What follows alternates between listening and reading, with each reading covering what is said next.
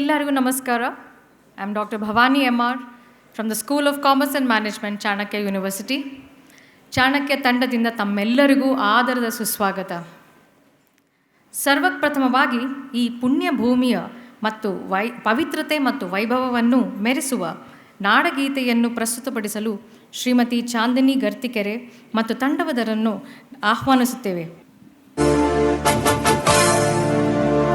ಭಾರತ ಜನನಿಯ ತನುಜಾತೆ, ಜಯ ಹೇ ಕರ್ನಾಟಕ ಮಾತೆ, ಜಯ ಸುಂದರ ನದಿವನಗಳ ನಾಡೆ, ಜಯ ಹೇ ರಸ ಋಷಿಗಳ ಬೀಡೆ, ಭೂದೇವಿಯ ಮಕುಟದ ನವಮಣಿಯೇ, ಗಂಗದ ಚಂದದ ಹೊನ್ನಿನ ಗಣಿಯೇ, ರಾಘವ ಮಧುಸೂದನರವತರಿಸಿದ ಭಾರತ ಜನನಿಯ ತನುಜಾತೆ, ಜನನಿಯ ಜೋಗುಳ ವೇದನ ಘೋಷ, ಜನನಿಯ ಜೀವವು ನಿನ್ನಾವೇಶ, ಹಸುರಿನ ಗಿರಿಗಳ ಸಾಲೆ, ನಿನ್ನಯ ಕೊರಳಿನ ಮಾಲೆ, ಕಪಿಲ ಪತಂಜಲ ಗೌತಮ ಜಿನನುತ ಭಾರತ ಜನನಿಯ ತನುಜಾತೆ, ಶಂಕರ ರಮನುಜ ವಿದ್ಯಾರಣ್ಯ ಬಸವೇಶ್ವರ ಮಧ್ವರ ದಿವ್ಯಾರಣ್ಯ, ರಂಗ ಷಡಕ್ಷರಿ ಪೊನ್ನ ಪಂಪಲ ಕುಮಿಪತಿ ಜನ್ನ,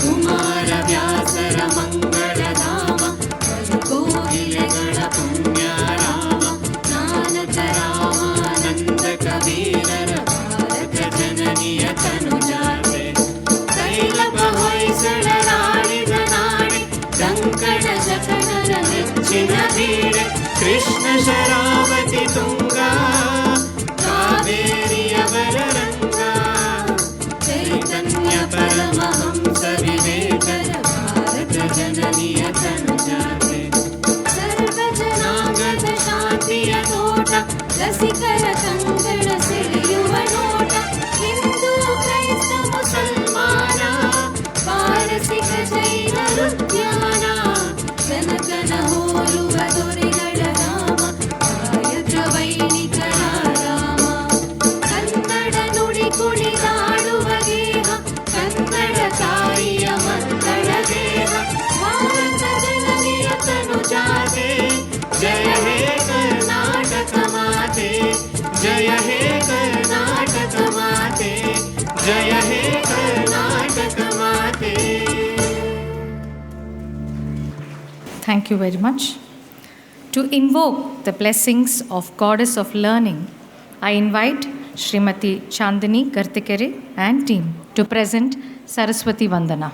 जय जय हे भगवती सुरभारती, तव चरणों प्रणमामः, जय जय हे भगवती सुरभारती, तव चरणों प्रणमामः, नाद ब्रह्ममयि जय वागीश्वरी, नाद ब्रह्ममयि जय वागीश्वरी, शरणं ते गच्छामः,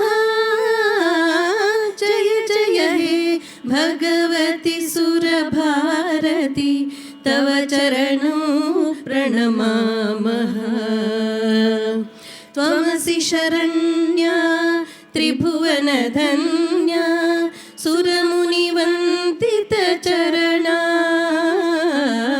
त्वमसि शरण्या त्रिभुवनधन्या, सुरमुनिवन्दितचरणा, नवरसमधुरा कविता मुखरा, नवरसमधुरा कविता मुखरा, स्मितरुचि रुचिराभरणा, जय जय हे भगवती सुरभारती, तव चरणं प्रणमामः, आसीना भव मानसहंसे, कुन्दतुहिन शशिधवले, आसीना भव मानसहंसे, कुन्दतुहिन शशिधवले, हर जडतां कुरु बोधिविका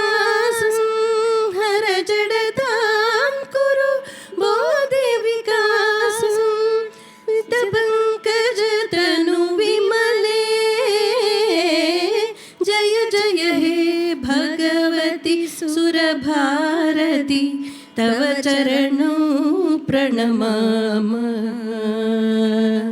ललितकलामयि ज्ञानविभामयि वीणापुस्तकधारिणी ललितकलामयि ज्ञानविभामयि वीणापुस्तकधारिणी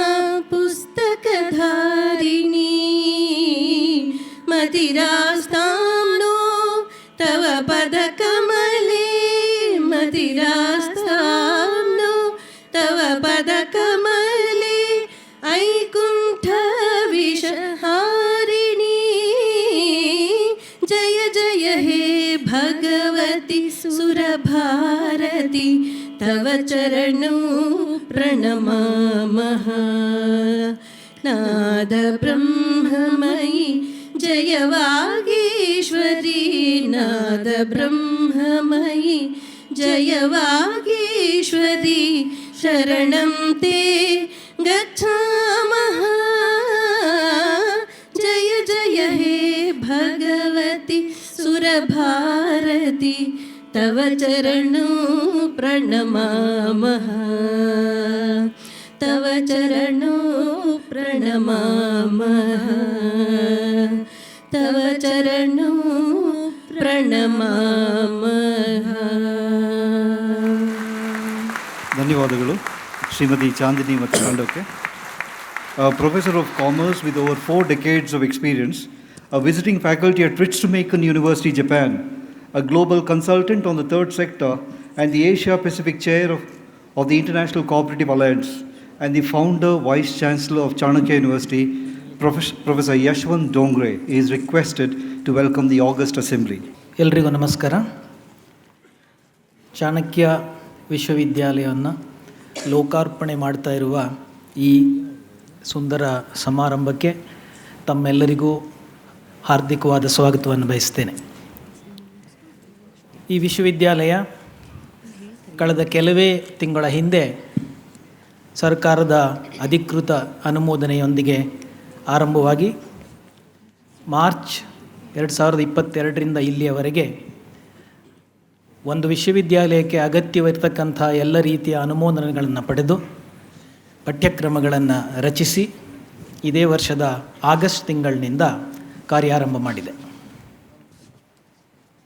The university which came up with a new vision, with an idea of implementing the spirit of national education policy, with a stated objective of producing transformative leaders, has now started taking steps.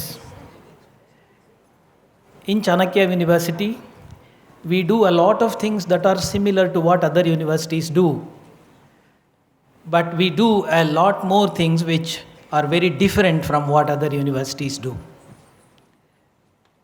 Having committed to the idea of national education policy, we follow a liberal education model. We try and give opportunities for the students for holistic learning. We have a composition of foundational courses for personality development, competence courses for skill development, open electives for pursuing the passion, and discipline core for domain knowledge, which students of every discipline would undergo. ಉನ್ನತ ಶಿಕ್ಷಣದ ಪ್ರಕ್ರಿಯೆಯನ್ನು ಅತ್ಯಂತ ಅರ್ಥಪೂರ್ಣವಾಗಿ ಮತ್ತು ಕಲಿಕೆಯ ಕ್ರಮವನ್ನು ಸಂತೋಷದ ಮಾರ್ಗವಾಗಿ ಆಚರಿಸುವುದು ಸಾಧ್ಯವಾಗಬೇಕು ಅನ್ನುವ ನೆಲೆಯಲ್ಲಿ ಈ ವಿಶ್ವವಿದ್ಯಾನಿಲಯವನ್ನು ಆರಂಭ ಮಾಡಲಾಗಿದೆ. ನಮ್ಮ ಈ ವಿಶ್ವವಿದ್ಯಾನಿಲಯದ ಪ್ರಾರಂಭವಾದ ಬಗ್ಗೆ, ಅದರ ಹಿಂದಿನ ವಿವರಗಳ ಬಗ್ಗೆ ನಮ್ಮ ಕುಲಾಧಿಪತಿಗಳು ಮತ್ತು ಸಹ ಕುಲಾಧಿಪತಿಗಳು ಮುಂದಿನ ಮಾತುಗಳಲ್ಲಿ ತಮಗೆ ತಿಳಿಸಲಿದ್ದಾರೆ.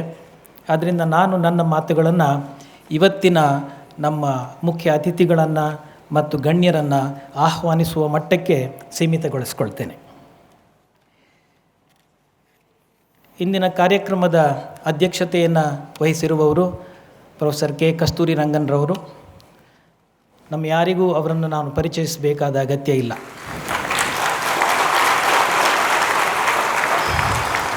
ಇಸ್ರೋದಿಂದ ಆರಂಭಿಸಿ ರಾಷ್ಟ್ರೀಯ ಶಿಕ್ಷಣ ನೀತಿಯನ್ನು ರಚಿಸುವಲ್ಲಿಯವರೆಗೆ ಹಲವಾರು ಸ್ತರಗಳಲ್ಲಿ ತಮ್ಮನ್ನು ತಾವು ತೊಡಗಿಸಿಕೊಂಡಿರ್ತಕ್ಕಂಥ ಕಸ್ತೂರಿ ರಂಗನ್ರವರು ನಮಗೆ ಆಶೀರ್ವಾದ ಮಾಡ್ತಾ ಬಂದಿದ್ದಾರೆ, ಸಲಹೆ ಕೊಡ್ತಾ ಬಂದಿದ್ದಾರೆ ಮತ್ತು ಇವತ್ತು ಈ ಕಾರ್ಯಕ್ರಮದ ಅಧ್ಯಕ್ಷತೆ ವಹಿಸ್ತಾ ಇದ್ದಾರೆ. ಅವರನ್ನು ವಿಶ್ವವಿದ್ಯಾನಿಲಯದ ಪರವಾಗಿ ಮತ್ತು ತಮ್ಮೆಲ್ಲರ ಪರವಾಗಿ ತುಂಬು ಹೃದಯದಿಂದ ಸ್ವಾಗತಿಸ್ತೇನೆ.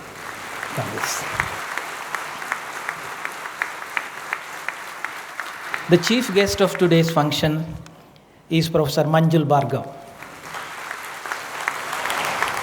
I am sure his name appeals both to the young and the old almost in the same way. Manjul is a professor of mathematics. He is a field medalist in mathematics. He is a musician. He is a magician. He is a film producer. And I don't know how many more hats he wears. I can only say that with every passing year, he is looking much younger and younger. That is, I think, for all our good, because I am sure he has a lot to contribute. Professor Manjul, we are indeed extremely happy to have you with us as the chief guest of today. A very warm welcome to you.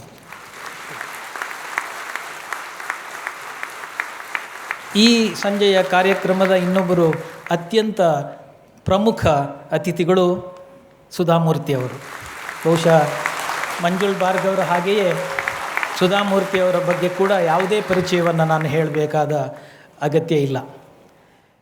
ಅದು Infosys foundation ಆಗಿರಲಿ, ಅಥವಾ ಅವರು ಒಬ್ಬ ಕೃತಿಕಾರರಾಗಿ ಆಗಿರಲಿ, ಸಾಮಾಜಿಕ ಕಾರ್ಯಕರ್ತೆಯಾಗಿ ಆಗಿರಲಿ, ಅಥವಾ ದಾನಿಯಾಗಿ ಆಗಿರಲಿ, ನಮ್ಮೆಲ್ಲರಿಗೂ ಸುಧಾಮೂರ್ತಿಯವರು ಚಿರಪರಿಚಿತರು. ಅವರು ನಮ್ಮೊಂದಿಗೆ ಇವತ್ತು ಇರ್ತಕ್ಕಂಥದ್ದು ನಮ್ಮ ದೊಡ್ಡ ಸೌಭಾಗ್ಯ ಅಂತ ಭಾವಿಸ್ತಾ ಸುಧಾಮೂರ್ತಿಯವರನ್ನು ಈ ಕಾರ್ಯಕ್ರಮಕ್ಕೆ ವಿನಮ್ರತೆಯಿಂದ ಸ್ವಾಗತಿಸ್ತೇನೆ.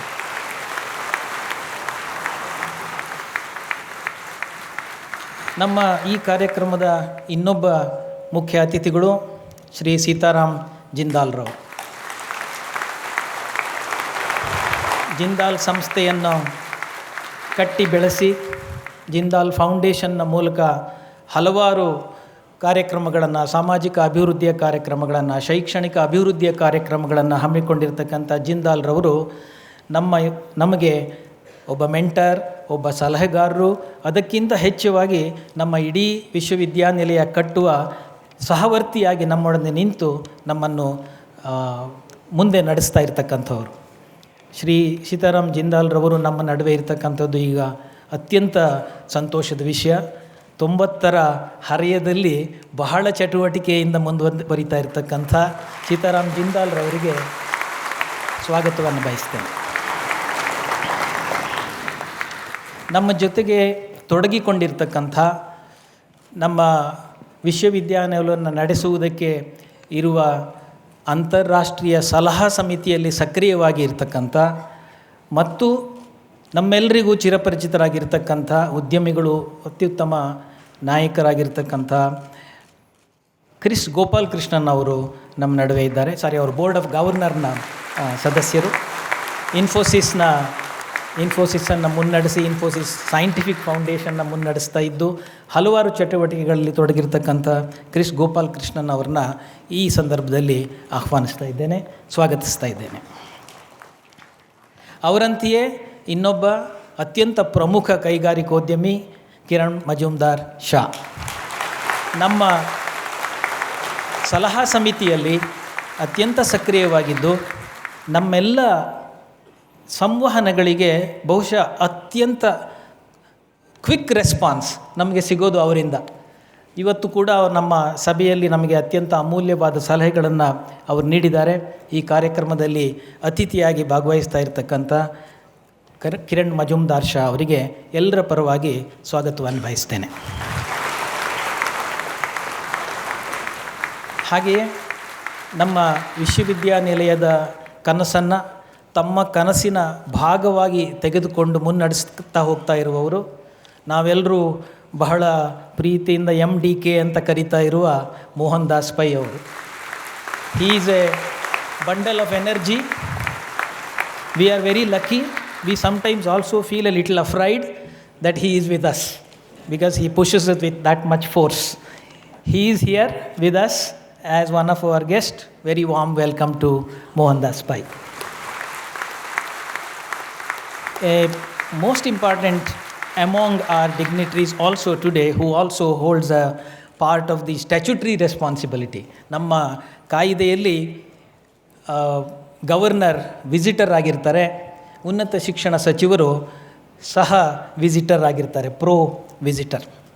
Shri doctor C N Ashwathnarayan, higher education minister and pro visitor of our university is here as a guest. Sir, we welcome you to this function. We have a host of members of our board of governors as well as advisory council who are present and who are here on the dais today. During the day, we had a meeting of the advisory council, and among us in the meeting present, and most of them who are present here, include Professor Bhushan Patwardhan, former Vice Chairman of UGC, Professor Sunaina Singh, Vice Chancellor of Nalanda University, Dr. Chandrasekhar Dwivedi, renowned film director. I am sure all of you remember his role as Chanakya in the Chanakya serial. Chanakya is here. Professor Sadagopan, former director of IIIT Bangalore, Harikiran Valdamni, founder Indic Academy, Shri S.V. Ranganath, former Chief Secretary Government of Karnataka, Professor Bhimrai Maitri, Director Indian Institute of Management, Nagpur, Shri Anurag Beher, CEO Azim Premji Foundation, Professor Michael Danino, Visiting Professor, IIT Gandhinagar. With them, we also have very, very important members of our Board of Governors, Justice Chandrasekhar, former Justice of Karnataka High Court, and Professor Gomati Devi, Vice Chancellor of Maharani Cluster University. I welcome all of them. They have been playing a very, very important role in shaping this university. We also have a large number of very, very important dignitaries here. I really cannot name all of them. It is going to take too long a time. But I have to mention one or two here. One of the most important dignitary we have right in front sitting is Sri Yadiyurappa ji, former Chief Minister of Karnataka, who supported our university a lot right from the beginning. We have Dr. Somnathan, Chairman of ISRO, with us. We have Govindan Rangarajan, Director of Indian Institute of Science here. We have Prashant Prakash, entrepreneur and the one who is leading Bangalore Vision Group here. We have a lot of vice chancellors. I can see all of them, and if I start saying the names, I may miss some. So we have vice chancellors of state universities. We have vice chancellor of private universities. We have the Vice Chairman of Karnataka State Higher Education Council, the CEO of Higher Education Council, a host of senior government officers, all are present here, and I extend a very, very warm welcome to all of them. I'm sorry for not naming all of you. We have among you a lot of people whom we know, who have been partnering with us, helping with us. And when we were taking this auditorium today, we were wondering whether we really need this big a room, but now we see that it has not only been full, that there are people outside. So thank you very much for your support. We extend a very, very warm welcome to all of you who have gathered here. ಇವತ್ತಿನ ಈ ಕಾರ್ಯಕ್ರಮಕ್ಕೆ ಬಂದಿರುವ ನಿಮ್ಮೆಲ್ಲರಿಗೂ ಕೂಡ ಸುಸ್ವಾಗತವನ್ನು ನಾನು ಬಯಸ್ತೇನೆ. ನಮ್ಮ ಜೊತೆಗೆ ನಮ್ಮ ಮೊದಲ ಬ್ಯಾಚಿನ 101 ಅಣಿಮುತ್ತುಗಳು ನಮ್ಮ ವಿದ್ಯಾರ್ಥಿಗಳಿದ್ದಾರೆ, ನಮ್ಮ ಫ್ಯಾಕಲ್ಟಿ ಮೆಂಬರ್ಸ್ ಇದ್ದಾರೆ, ನಮ್ಮ ಇಡೀ ಯೂನಿವರ್ಸಿಟಿಯ ಸ್ಟಾಫ್ ಇದ್ದಾರೆ. ಅವರೆಲ್ಲರೂ ಈ ಕಾರ್ಯಕ್ರಮವನ್ನು ಸಂಘಟಿಸುವುದರ ಜೊತೆಗೆ ಇಲ್ಲಿ ಉಪಸ್ಥಿತರಿದ್ದಾರೆ. ಅವರನ್ನು ಕೂಡ ಈ ಕಾರ್ಯಕ್ರಮಕ್ಕೆ ನಾನು ಸ್ವಾಗತಿಸ್ತೀನಿ. ಕೊನೆಯದಾಗಿ ಮುಖ್ಯವಾಗಿ ನಮ್ಮವರೇ ಆದರೂ ಹೆಸರು ಹೇಳಲೇಬೇಕು, ನಮ್ಮ ಕುಲಾಧಿಪತಿಗಳಾದ ಪ್ರೊಫೆಸರ್ ಎಂ.ಕೆ. ಶ್ರೀಧರ್ ಅವರು, ಸಹ ಕುಲಾಧಿಪತಿಗಳಾಗಿರ್ತಕ್ಕಂಥ ಎಂ.ಪಿ. ಕುಮಾರ್ ಅವರು, ನಮ್ಮ ವಿಶ್ವವಿದ್ಯಾನಿಲಯದ ಸ್ಥಾಪನಾ ಸಂಸ್ಥೆ ಸೆಸ್ನ ಕಾರ್ಯದರ್ಶಿಯವರಾಗಿರ್ತಕ್ಕಂಥ ಶ್ರೀ ನಾಗರಾಜ್ ರೆಡ್ಡಿ ಅವರು, ಸೆಸ್ನ ಇಡೀ ಆಡಳಿತ ಮಂಡಳಿ, ಚೆಸ್ನ ನಿರ್ದೇಶಕರು ಮತ್ತು ಎಲ್ಲ ಸ್ಟಾಫ್ ಅವರು ಕೂಡ ಇವತ್ತು ಇಲ್ಲಿ ಉಪಸ್ಥಿತರಿದ್ದಾರೆ. ಎಲ್ಲರನ್ನೂ ಮತ್ತೊಮ್ಮೆ ಈ ಕಾರ್ಯಕ್ರಮಕ್ಕೆ ಸ್ವಾಗತಿಸುತ್ತಾ ನಿಮ್ಮೆಲ್ಲರ ಹಾರೈಕೆಯಿಂದ ಚಾಣಕ್ಯ ವಿಶ್ವವಿದ್ಯಾಲಯ ಒಳ್ಳೆಯ ಹೆಜ್ಜೆ ನೀಡುವಂತೆ ಆಗುತ್ತದೆ ಅಂತ ಭಾವಿಸ್ತಾ ನನ್ನ ಮಾತುಗಳನ್ನು ಮುಗಿಸ್ತೇನೆ. ನಮಸ್ಕಾರ. ಧನ್ಯವಾದಗಳು ಸರ್. ನಮ್ಮ ಎಲ್ಲರ ಪರವಾಗಿ ತಮಗೂ ಕೂಡ ಆತ್ಮೀಯ ಸ್ವಾಗತ. ನಮ್ಮ ಕಡೆಯಿಂದ ಇಲ್ಲಿ ನೆರೆದಿರುವಂಥ ಎಲ್ಲ ಗಣ್ಯ ವ್ಯಕ್ತಿಗಳಿಗೆ ನಮ್ಮ ಕಡೆಯಿಂದ ಒಂದು ಚಿಕ್ಕದಾಗಿ ಒಂದು ಮೆಮೆಂಟೋಸ್ನ ಕೊಡಬೇಕಾಗಿ ವಿನಂತಿ.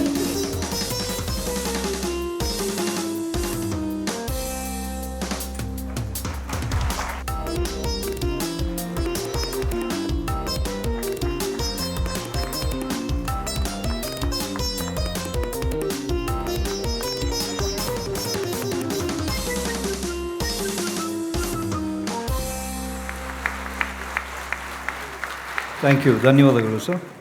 A celebrated teacher, educationist, institution builder, member of the NEP committee, member of the University Grants Commission, apart from host of other distinction, and the founder, chancellor of Chanakya University, Professor M.K. Sridhar sir is a leader who compels inspiration. May I request sir to present the introductory note on the occasion, sir. ಎಲ್ಲರಿಗೂ ಸಸ್ನೇಹ ನಮಸ್ಕಾರಗಳು. ಚಾಣಕ್ಯ ವಿಶ್ವವಿದ್ಯಾನಿಲಯದ ಲೋಕಾರ್ಪಣೆಯ ಈ ಕಾರ್ಯಕ್ರಮದ ಅಧ್ಯಕ್ಷರಾದಂಥ ಹಿರಿಯರಾದಂಥ doctor ಕಸ್ತೂರಿ ರಂಗನವರೇ, ಮುಖ್ಯ ಅತಿಥಿಗಳಾಗಿ ಅಮೆರಿಕದಿಂದ ಈ ಕಾರ್ಯಕ್ರಮಕ್ಕೆ ಬಂದಿರುವಂಥ ಪ್ರಾಧ್ಯಾಪಕ ಮಂಜುಲ್ ಭಾರ್ಗವ ಅವರೇ, ಈ ಕಾರ್ಯಕ್ರಮದ ಗೌರವ ಅತಿಥಿಗಳಾಗಿ ಆಗಮಿಸಿರೋ ಹಿರಿಯರಾದ ಡಾಕ್ಟರ್ ಸೀತಾರಾಮ್ ಜಿಂದಾಲ್ ಅವರೇ, ಸುಧಾ ಮೂರ್ತಿ ಅವರೇ, ಕ್ರಿಸ್ ಗೋಪಾಲಕೃಷ್ಣನ್ ಅವರೇ, ಕಿರಣ್ ಮಜುಮ್ದಾರ್ ಶಾ ಅವರೇ, ಮೋಹನ್ ದಾಸ್ ಪೈ ಅವರೇ, ಕರ್ನಾಟಕ ಸರ್ಕಾರದ ಉನ್ನತ ಶಿಕ್ಷಣ ಸಚಿವರಾದ ಡಾಕ್ಟರ್ ಅಶ್ವತ್ಥ ನಾರಾಯಣ್ ಅವರೇ, ನನ್ನ ಜೊತೆಗೆ ನಮ್ಮ ವಿಶ್ವವಿದ್ಯಾಲಯದ ಕೆಲಸ ಮಾಡ್ತಾ ಇರುವಂಥ ಸಹ ಉಪಕುಲಾಧಿಪತಿಗಳಂಥ MP ಕುಮಾರ್ ಅವರೇ, ಪ್ರೊಫೆಸರ್ ಯಶವಂತ ಡೋಂಗ್ರೆ ಅವರೇ ಮತ್ತು ನಾಗರಾಜ್ ರೆಡ್ಡಿ ಅವರೇ, ಮತ್ತು ವೇದಿಕೆಯ ಮೇಲೆ ಆಸೀನರಾಗಿರುವ ಬೋರ್ಡ್ ಆಫ್ ಗವರ್ನರ್ಸ್ ಸನ್ಮಾನ್ಯ ಸದಸ್ಯರೇ, ಅಂತಾರಾಷ್ಟ್ರೀಯ ಸಲಹಾ ಸಮಿತಿಯ ಎಲ್ಲ ಗೌರವಾನ್ವಿತ ಸದಸ್ಯರೇ ಮತ್ತು ಈ ಕಾರ್ಯಕ್ರಮದಲ್ಲಿ ಹಾಜರಿದ್ದು ಈ ಕಾರ್ಯಕ್ರಮದ ನಮ್ಮ ಲೋಕಾರ್ಪಣಾ ಕಾರ್ಯಕ್ರಮಕ್ಕೆ ಸಾಕ್ಷೀಭೂತರಾಗಿ ನಿಂತಿರುವಂಥ ನಿಮ್ಮೆಲ್ಲ ಬಂಧು ಭಗಿನಿಯರೇ, ಚಾಣಕ್ಯ ವಿಶ್ವವಿದ್ಯಾನಿಲಯದ ಉದ್ದೇಶ ಮತ್ತು ಸನ್ನಿವೇಶದ ಬಗ್ಗೆ ನಾನು ಕೆಲವು ಅಂಶಗಳನ್ನು ಈ ಸಂದರ್ಭದಲ್ಲಿ ನಿಮ್ಮ ಜೊತೆ ಹಂಚಿಕೊಳ್ಳಲು ಬಯಸುತ್ತೇನೆ. This occasion is truly momentous both to me and the entire Chanakya University team. Today also happens to be the birthday of Jhansi Rani Lakshmi Bai. Until a couple of years ago, the establishment of such university was a dream for us. And then, in a little while, it became a real idea. Then came a phase where we got the courage, with the support of many of you present here, to develop that idea. And today, we can see the idea has become a reality. First of all, let me thank all of you for your presence, best wishes, and blessings in making the dream of Chanakya University become a reality in Bengaluru. Once again, thank you for being with us today and through our journey so far in future also. As I mentioned before, the idea of Chanakya University is very simple. It is to build a university with the purpose of creating knowledge and developing transformative leaders to this country, and not only this country, to the entire world, for holistic development. This purpose is the outcome of many months of reflection, discussion, debate, and dialogue. The context for this purpose, whatever purpose that we have kept, has twofold context. One is the National Education Policy 2020, and the other is to reposition Indian knowledge system as a sustainable and effective toolkit for addressing not just Indian challenges, contemporary challenges world over. The National Education Policy gave us the framework, a platform, and energy to convert our idea into reality. Thus, our university is an expression of the vision of national education policy on how a university should be: a multidisciplinary institution with liberal education, empowerment of students, best practices in governance, continuously endeavoring for excellence in research and teaching, and deep engagement with community based on values. Chanakya University has incorporated this vision in everything that has been done so far and hopes to go by its values even in the future. Another context for our university is our commitment to our ethos, culture, heritage, and knowledge system deeply rooted in India and her civilizational wisdom. We take inspiration and strength from that. This rootedness in India also fires our belief that knowledge and the endeavor is to create knowledge are common to all humanity. Chanakya University firmly believes and will pursue in letter and spirit our endeavor to work towards the appropriateness and applicability of Indian knowledge system for addressing contemporary and modern challenges. These challenges are common across the world, be it that of climate change or inclusive development. Our goal is to develop an ecosystem by working towards truly transdisciplinary solutions to address such contemporary challenges. The greatest imprint of our university will not only be in developing the competence of our students, but developing a deep sense of values. In this regard, we are committed to academic excellence as much as we are committed to living and developing the values of integrity, humanism, and collaboration. We are fully conscious that these are all not just small, very big ambitions. Our beginning is only a small, humble attempt towards these ambitions. As long as your generous hearts and supportive hands are with us, the path ahead is not difficult at all. There is something else that stands as a source of encouragement to us. This is none other than the great man who has inspired the name of our university. He is one of the most illustrious examples of the ideal of deep scholarship with immediate practical relevance and engagement with the world. More than that, he is also an exemplar of how dedicated, persistent effort can change the world. He worked step by step to create India's first integrating empire and wrote a text that even today is one of the most important of texts for statecraft, governance, and life in general. He inspires us in our journey. It is very clear to us that this is the beginning of a long journey. We are blessed to have your presence here and your guidance and support.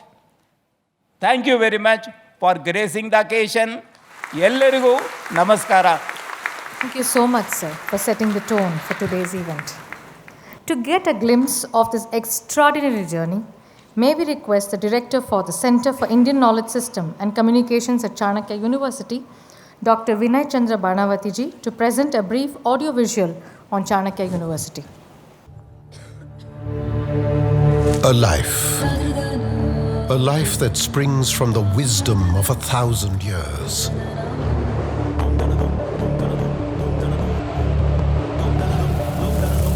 A life that rises with indomitable will.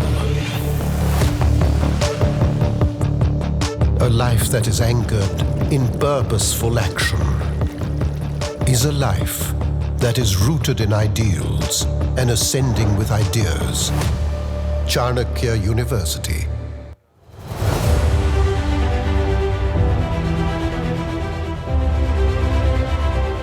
Indian education and Indian higher education also is undergoing a paradigm shift. Consequently, the role of education and consequently the role of higher education is also changing.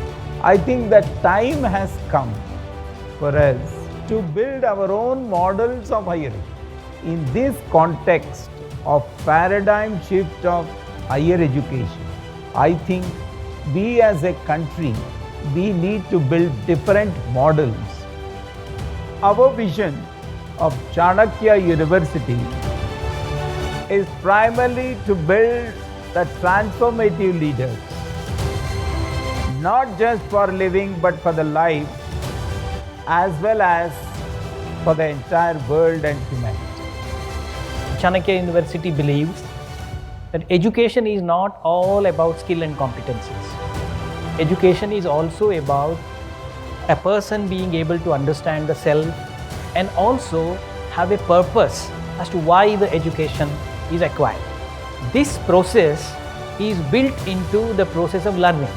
Our educational modules are transdisciplinary in nature, interdisciplinary in nature. It is not simply that two disciplines are put together. So the learner is as much aware of the ground realities and the uses of the knowledge as he or she is in terms of equipping himself or herself in the knowledge domain. We call our campus a global campus. There is a very happy blend of the modern not losing the sight of what is India.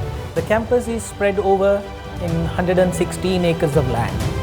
This is of course going to be built in a phased manner.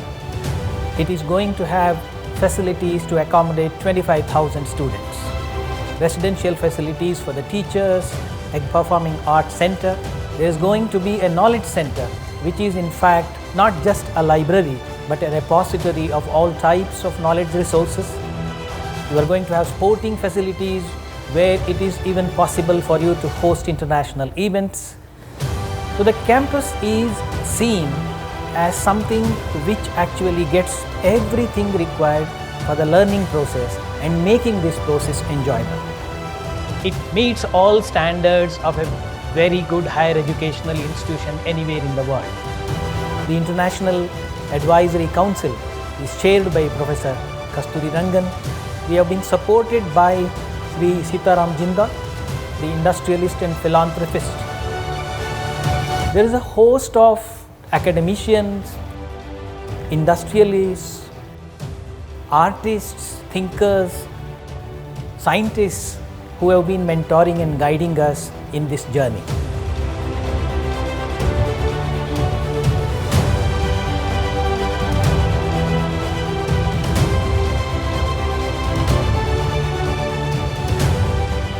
This balance actually helps us to draw policies and action plans which are not only to fulfill the legal requirements but also are in tune with the expectations of the society and the youth in general. We have made Chanakya University into a multidisciplinary university, and we create an ambience where students of these different disciplines keep interacting. They live together and learn together, and that makes Chanakya University a place for real holistic learning and a place where learners will carve out a future for themselves, where they are not only going to be the leaders, but they are also going to be both the knowledge creators as well as the knowledge practitioners.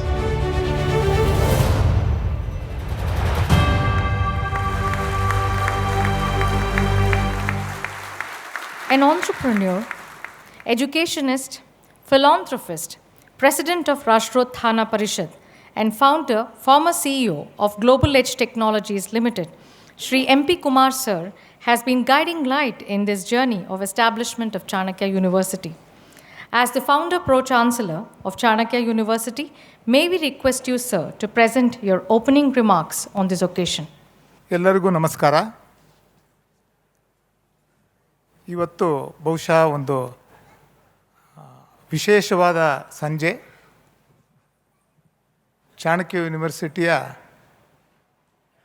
ಔಪಚಾರಿಕ ಲೋಕಾರ್ಪಣೆ ಮಾಡುವಂಥ ಒಂದು ವಿಶೇಷ ಸಂದರ್ಭ. ಈ ಸಂದರ್ಭದಲ್ಲಿ ಇಲ್ಲಿ ನೆರೆದಿರೋ ನಿಮ್ಮೆಲ್ಲರಿಗೂ ಸ್ವಾಗತವನ್ನು ಕೋರ್ತಾ, ವೇದಿಕೆಯ ಮೇಲಿರುವ ಮತ್ತು ವೇದಿಕೆಯ ಕೆಳಗಿರುವ ಗಣ್ಯರೇ ಮತ್ತು ಸ್ನೇಹಿತರೆ, ಚಾಣಕ್ಯ ಯೂನಿವರ್ಸಿಟಿ ಬಹಳ ಕಡಿಮೆ ಸಮಯದಲ್ಲಿ ರೂಪ ತಗೊಂಡಿದೆ.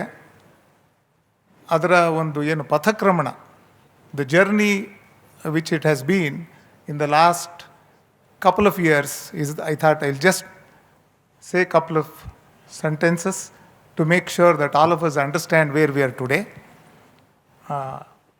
You just now saw a wonderful video about how the university campus is going to look like.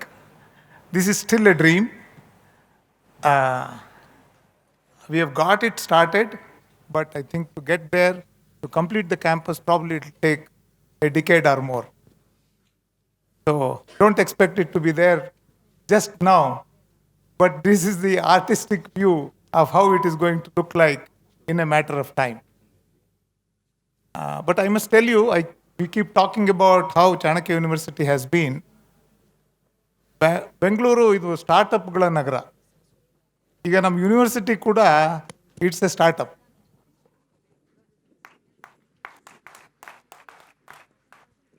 Not just a startup, it is also a startup which is on fast track.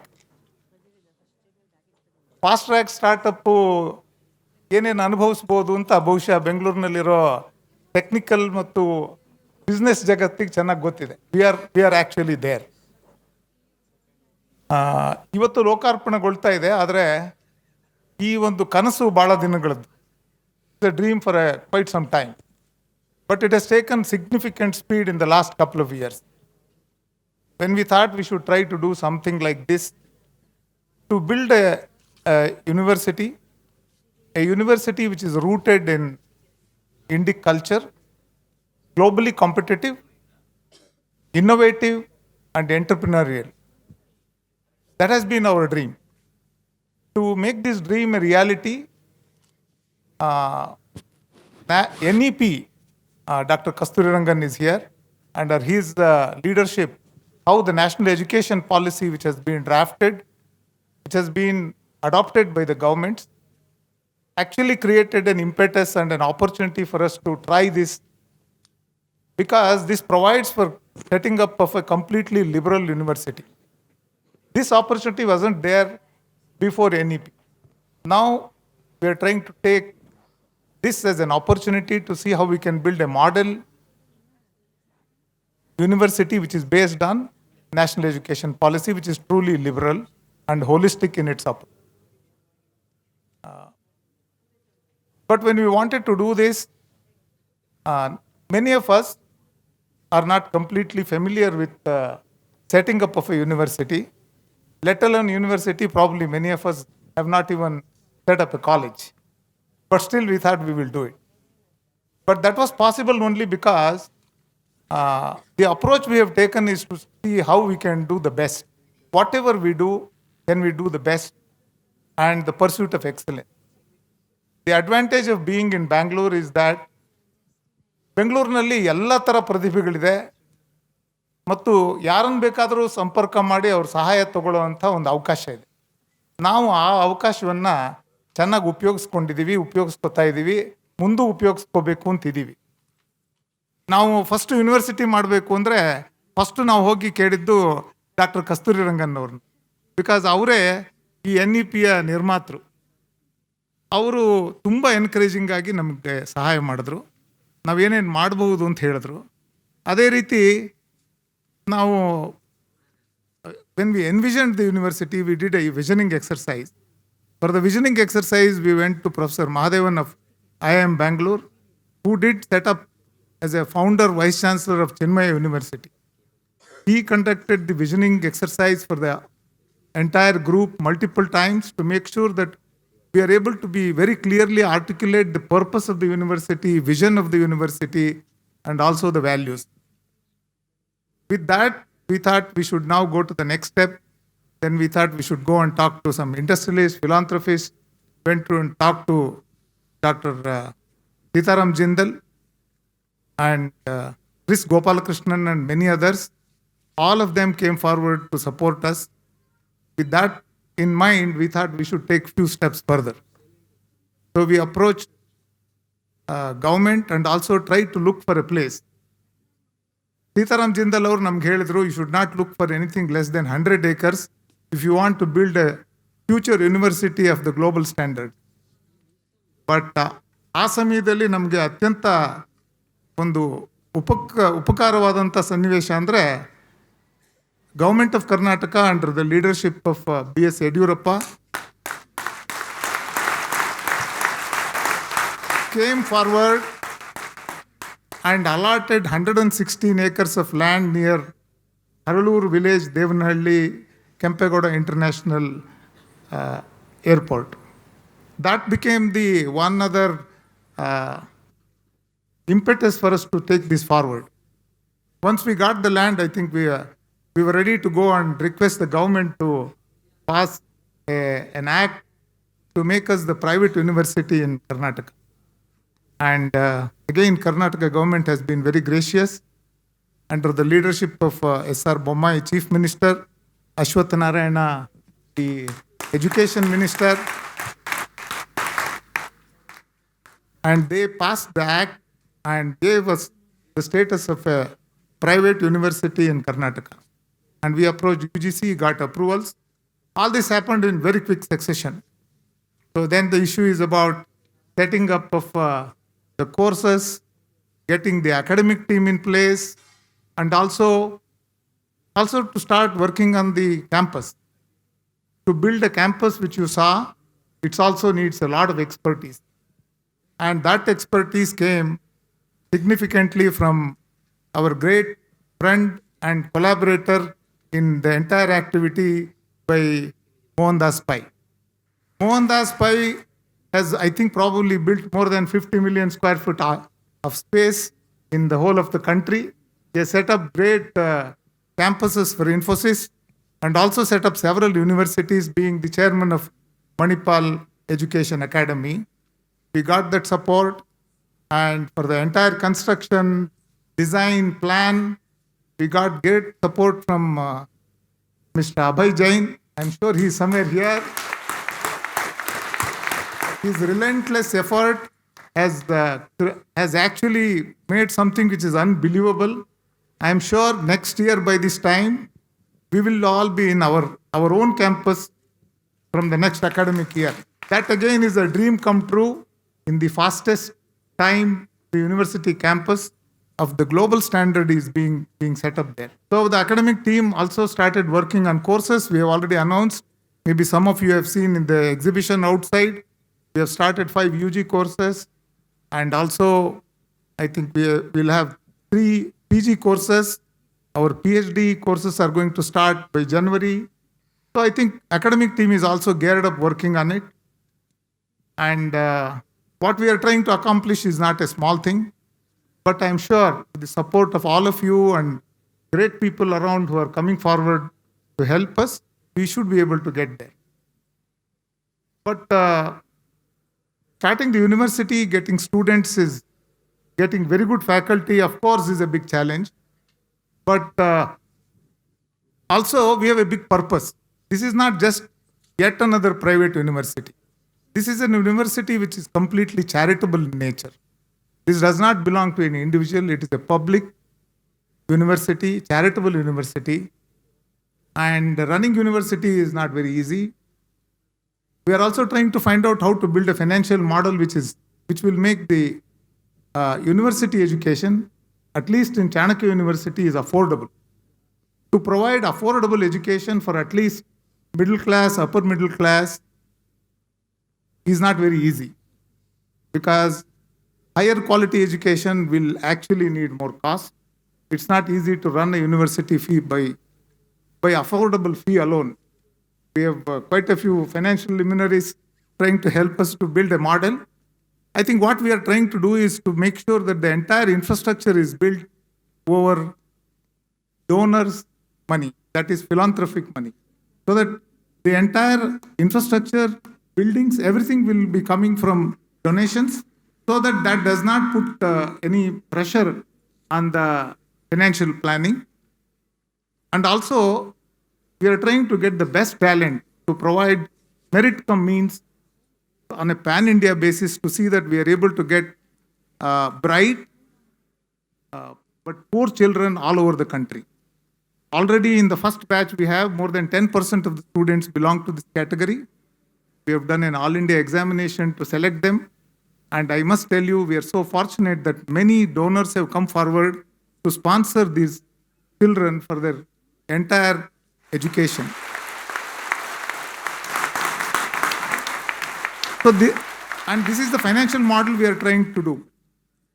ಅಂದರೆ ಯಾರು ಪ್ರತಿಭಾವಂತ ಬಡ ವಿದ್ಯಾರ್ಥಿಗಳಿದ್ದಾರೆ ಅವರಿಗೆ ಸಂಪೂರ್ಣವಾಗಿ ಉಚಿತವಾಗಿ ಶಿಕ್ಷಣವನ್ನು ದಾನಿಗಳ ಸಹಾಯದಿಂದ ನಡೆಸುವುದು ಮತ್ತು ಒಂದು ಅಫೋರ್ಡಬಲ್ ಫೀ ಸ್ಟ್ರಕ್ಚರಿಂದ ಮಧ್ಯಮ ವರ್ಗದವರಿಗೆ ಇಲ್ಲಿ ಶಿಕ್ಷಣ ಸಿಗೋ ಹಾಗಾಗಬೇಕು. ಮತ್ತು ಕ್ಯಾಂಪಸ್ಗೆ ಬೇಕಾಗಿರುವಂಥ ಎಲ್ಲ ಇನ್ಫ್ರಾಸ್ಟ್ರಕ್ಚರ್ನ ನಾವು ದಾನಿಗಳಿಂದ ತಗೊಂಡು ನಡೆಸ್ತೀವಿ. ಇದು ಒಂದು ಫೈನಾನ್ಷಿಯಲ್ ಮಾಡೆಲ್ ಅಂತ ತಿಳ್ಕೊಂಡು ನಾವೊಂದು ಪ್ರಯತ್ನ ಮಾಡ್ತಾ ಇದ್ದೀವಿ. This is probably the first time anybody is trying to do. I am sure with the support of all of you, we should be able to build this successful model and work towards whatever we want to achieve in terms of providing value-based education.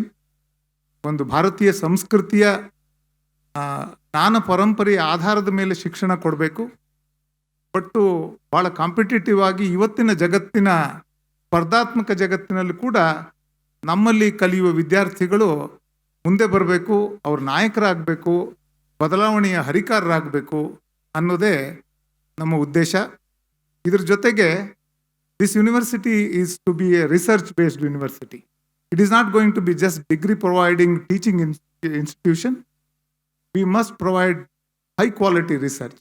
And again we are trying to get support in setting up of centres of excellence and also chairs for which we are getting endowment. ಅಂದರೆ ದಾನಿಗಳ ಸಹಾಯದಿಂದ endowment corpus ಫಂಡನ್ನು create ಮಾಡಿ ಅದರಿಂದ ಬರೋ ಆದಾಯದಿಂದ ನಾವು research ನಡೆಸಬೇಕು, ಸಂಶೋಧನೆ ನಡೆಸಬೇಕು, ಭಾರತೀಯ ಜ್ಞಾನ ಪರಂಪರೆಯ ಆಧಾರದ ಮೇಲೆ ಸಂಶೋಧನೆ ನಡೆಸಬೇಕು.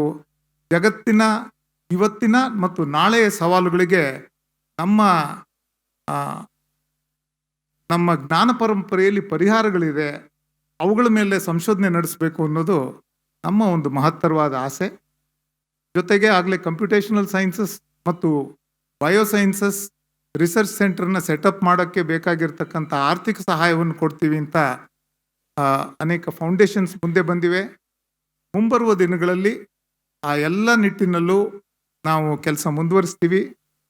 ನಿಮ್ಮೆಲ್ಲರ ಸಹಕಾರದಿಂದ ಈ ಕನಸು ನನಸಾಗಲಿ, ಅದಕ್ಕೆ ಭಗವಂತನ ಕೃಪೆ ದೊರೆಯಲಿ ಅಂತ ಹೇಳ್ತಾ ನನ್ನ ಎರಡು ಮಾತು. ನಮಸ್ಕಾರ. ಧನ್ಯವಾದಗಳು sir. As the Honorable Chancellor says, we are a private university in the spirit of a public institution. Thank you, sir. Why blame the darkness when none has stopped you from lighting a lamp?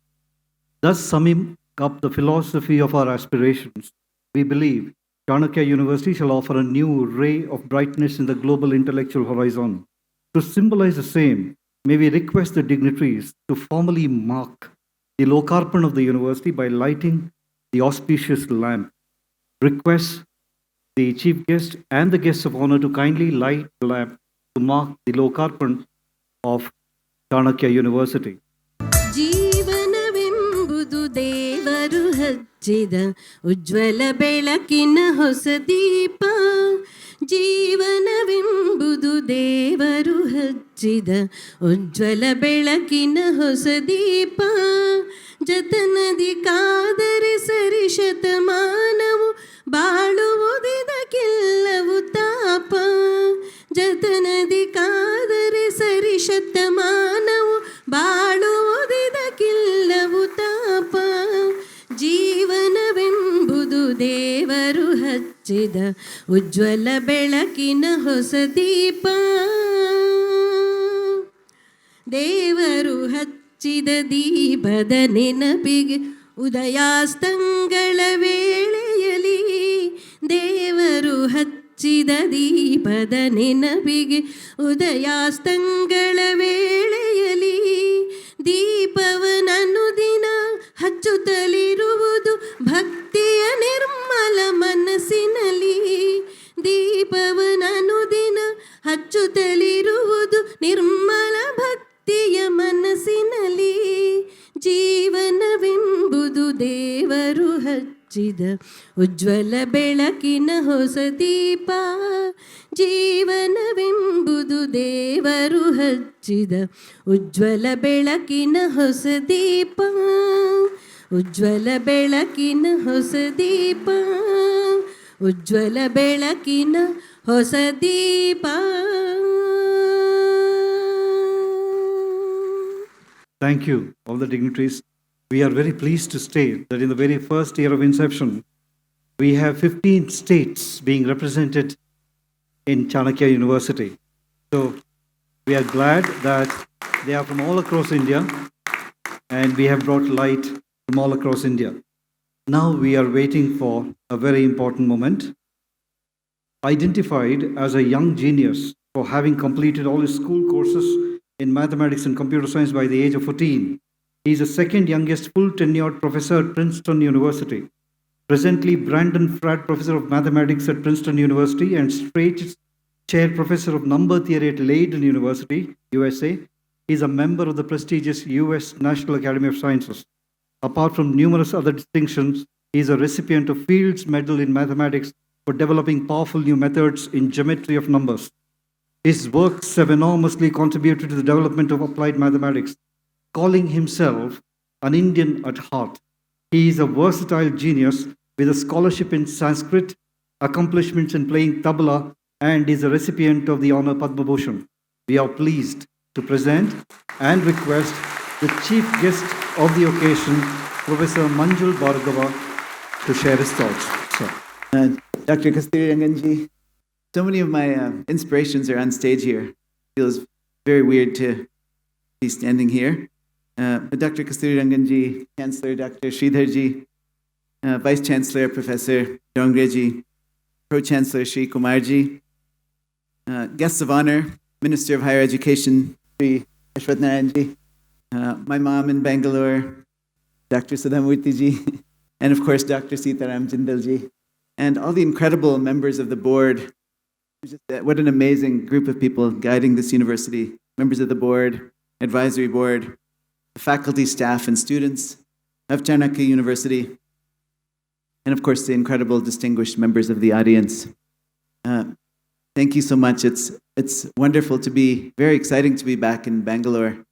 The last time I was here, 2-3 years ago, I remember I stayed here for about 1 year, working very hard on writing and helping pass the national education policy under the great leadership of Dr. Kasturi Ranganji. And it's just a joy to see that it was passed and now it's starting to be implemented here. So many of the members of the team that worked with Dr. Kasturi Ranganji are of course here thank you so much to all of you who contributed to that and for coming here today. So it's kind of going full circle, coming back to Bangalore after these couple of years to a university that's being launched that is committing to be the first university to be committing to implementing the national education policy in letter and spirit as it launches. Amazing. So that's a really exciting moment. I hope many universities will follow in this example. So just in brief, the national education policy worked very hard. We worked very hard to find the global best practices for what higher education should be. And in brief, that means that a higher education should be multidisciplinary, interdisciplinary. It should emphasize critical and analytical thinking so that students who are learning these multiple disciplines can see the connections between the disciplines, can use those connections for their own innovations, for thinking out of the box, and to create new knowledge. And being multidisciplinary and having that analytical thinking ability is the best way of innovating and the best way of moving the country forward. So the goal is to move away from the single stream institutions that had become prevalent during colonial India and then even after, where students were just learning one stream and only working in that one area, and so not being able to make those connections that are really needed across disciplines to make real progress. So this is the thrust of the national education policy, and it's wonderful to see Chanakya University moving forward with this vision. Some of the best universities in the world have used this vision in the past. Nalanda University is, in India's great past, an example of how multidisciplinary education produced some of the most incredible knowledge ever seen in the history of humanity. And now, in modern times, for example, the Ivy Leagues in the United States use this example of multidisciplinary, holistic, liberal education to really produce some of the most innovative and successful individuals in innovation and entrepreneurship and research. So that example is one that really needs to be brought back to India. India used to have it in universities such as Nalanda University. It's time to bring it back because that's really what's needed for India's future, for the global future, for students to have that 21st century skills of communication, of critical analysis, of multidisciplinary education. So I just want to give you one example from my own field of how multidisciplinary thinking and multidisciplinary education really move forward human progress. I want to tell you a little story about one of the greatest inventions that humanity has ever produced. Often one says, well, the wheel is one such invention. But there's another invention that kind of looks like the wheel and is one of the greatest inventions that we sometimes don't appreciate, but it kind of looks like the wheel. You know what I'm talking about? The zero. So the zero is actually one of those inventions that has really propelled humanity forward. And it's something we now take for granted. But what is the history of the zero? How did it come about? And how did it come into the numerals that we now use today that is now the basis for all computers and cell phones and all technology? How did that come to be? Many Indians often wear this T-shirt. Lots of young Indians wear this T-shirt that says, India's contribution to mathematics is zero. And there's sometimes a subtitle on that T-shirt that says, we always knew we were good for nothing. So lots of Indians are aware that zero is India's contribution, and that's a very important one. But most of the public is not aware of what exactly that means. What does that mean that India contributed zero, and what does it mean that it's an important discovery, and how exactly did it happen in India? I want to tell you a little bit about that story because it's quite incredible, and I think it really shows the power of multidisciplinary thinking. It also shows the power of understanding ancient Indian knowledge, just ancient Indian knowledge, understanding history of how knowledge came about. And it's a nice story because it did actually happen in India before it spread throughout the world. So how did the concept of zero start? It actually started in ancient Indian philosophy. The first place where we see the notion of zero is in ancient Indian philosophy. When the ancient texts, the Upanishads, and a lot of ancient Buddhist texts talked about the power of meditation. What was the goal of meditation? The goal of meditation was to achieve the state of shunyata, zeroness. The goal was to empty the mind of emotions, of feelings, of ego, of thoughts, so that one attained a certain mind-body connection. That was the goal of meditation. And that's where the word shunya was originally first used. Shunyata, the state of zeroness, what we're trying to achieve in meditation. And that goes back thousands of years. And that's where the notion of zero first really comes up in world literature. So there's sort of landmarks in the development of zero. First was the concept of zero, which came in ancient Indian philosophy, as I said, achieving zeroness through meditation. And the next big landmark was then taking that concept of zero and writing it as a symbol so that we have a symbol of zero. And the first place that the symbol of zero was written down was actually in works in linguistics. So Panini, who wrote one of the greatest grammatical works in history that really laid the foundations for modern linguistics, Panini wrote down a symbol for the empty syllable, a syllable where you don't say anything. And Panini considered that equal to any other letter, but it was just the void, emptiness. And Panini had a symbol for that called avagraha. It looks like an S called the lopa. And in Panini's sutras, there are actually rules for manipulating syllables, including the empty syllable, which had its own symbol called the lopa or the avagraha. And so that was the first zero. It was a linguistic zero, a zero of speech, a zero of language. And that's the first time that the zero came up as a written symbol, and it came up in linguistics. And from linguistics, it moved on to poetry. When poets wrote poetry, if they needed an empty symbol in their rhythm, they used that symbol of zero, the S symbol called the avagraha. And then similarly now in music, when we notate music, if we have a rest when we're playing music, we use that symbol that Panini introduced called the lopa, the avagraha. And so from philosophy, the zero as a concept moved to zero as a symbol in poetry and linguistics. And so this is all before zero came into mathematics, but this was in the air in Indian philosophy and linguistics and poetry, the idea of zero. And it was only in about the year then 300 that mathematicians started to think, oh, well, we should also have a symbol for nothingness.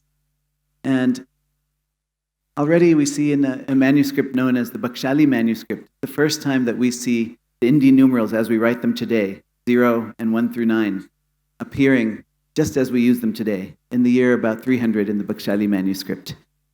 And around that time, because the zero was in the air in literature and philosophy, the zero as a number became adopted in the Indian subcontinent very quickly, even in the public consciousness. So for example, there's this great novel written in the 4th century called Vasavadatta, written by Subandhu, which is full of similes and metaphors about various objects that come across in the human experience. And there's one scene where they're looking up at the night sky.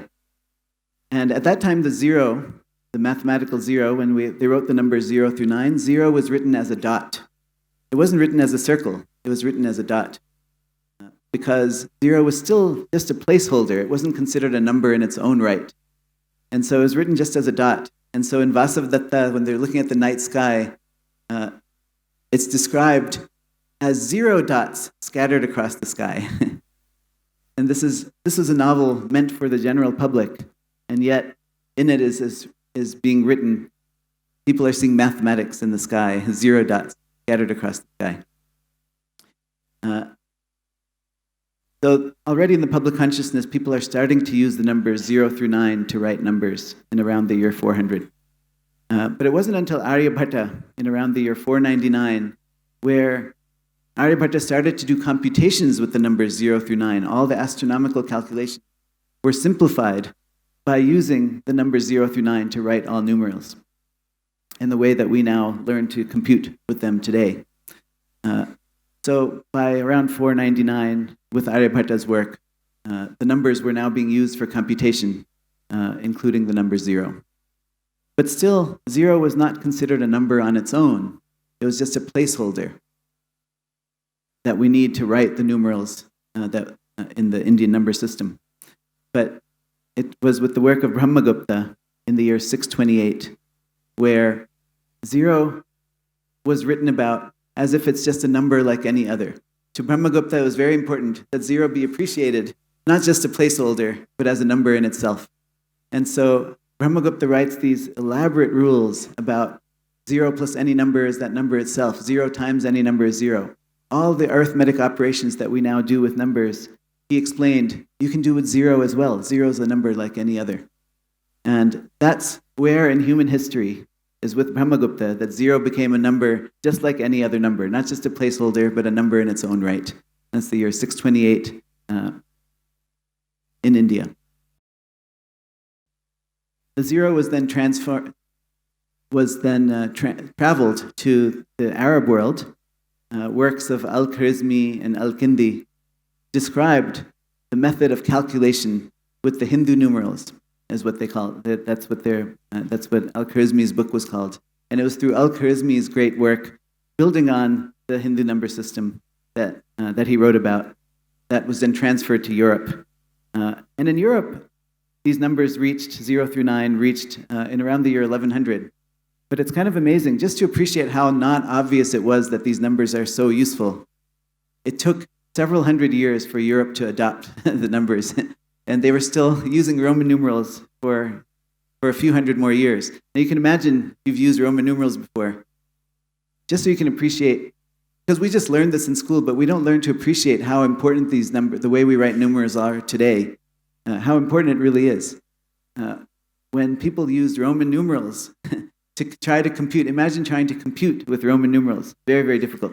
Also, Roman numerals, each time you go to a higher number, you have to introduce a new symbol.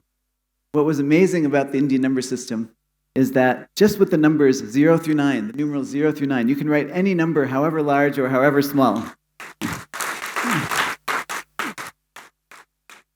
And that's a very non-obvious thing, because the most obvious way to write numbers is to keep introducing a new symbol for higher and higher numbers. It's a very non-obvious concept that once you introduce 0, you only need 10 symbols to write any number you want, however large it is. And even just to appreciate that took several hundred years in Europe. And in fact, in Florence in the year 1299, when more and more scientists and merchants were starting to take up the Indian numeral system because of the ease of computation with them, they were banned by the Florence government because it was thought that maybe they come from Satan, they're coming from the Arab world. It has to be unholy. We have to stick with the Roman numerals. And so there was a law passed in Florence in 1299, 200 years after the Indian numerals entered Europe, to ban them, that we shouldn't be using these. And it wasn't until the Renaissance where it just became impossible to live without the Indian numerals if you want to do computations and make great scientific discoveries. And only about the Renaissance it was adapted in Europe for use in both trade and science. And once that happens, the rest is history. Great scientific achievements happened in the Renaissance in Europe, but the Indian numerals were the basis for a lot of that work. Since they learned it from the Arabs, the Europeans mistakenly called it the Arabic numerals, whereas the Arabs, of course, called the numbers Hindasa, the Hindu numerals. And now many times in India you see that over here we'll still call it the Arabic numerals because they went from here to Arabia, and then the Europeans call it the Arabic numerals, and now we copy Europe, and so we call them the Arabic numerals. But if you look at the history, of course, they originated in India. They got developed further in the Arab world. It made its way to Europe, and now, after the European Renaissance, they're used worldwide. So that's in short the history of the 0 and how they're used in our everyday technology. And it's really hard to imagine how our world would have developed if we didn't have that invention. Every piece of technology now, the binary system that computers use, to cell phones, to all technology, really uses the 0 so foundational. Something we don't think about, but it really allowed us to move mathematics and science forward like almost maybe no other invention, I would say. So I like to tell that story because what's amazing about that story is not just, well, zero is an incredible invention, but how it came about.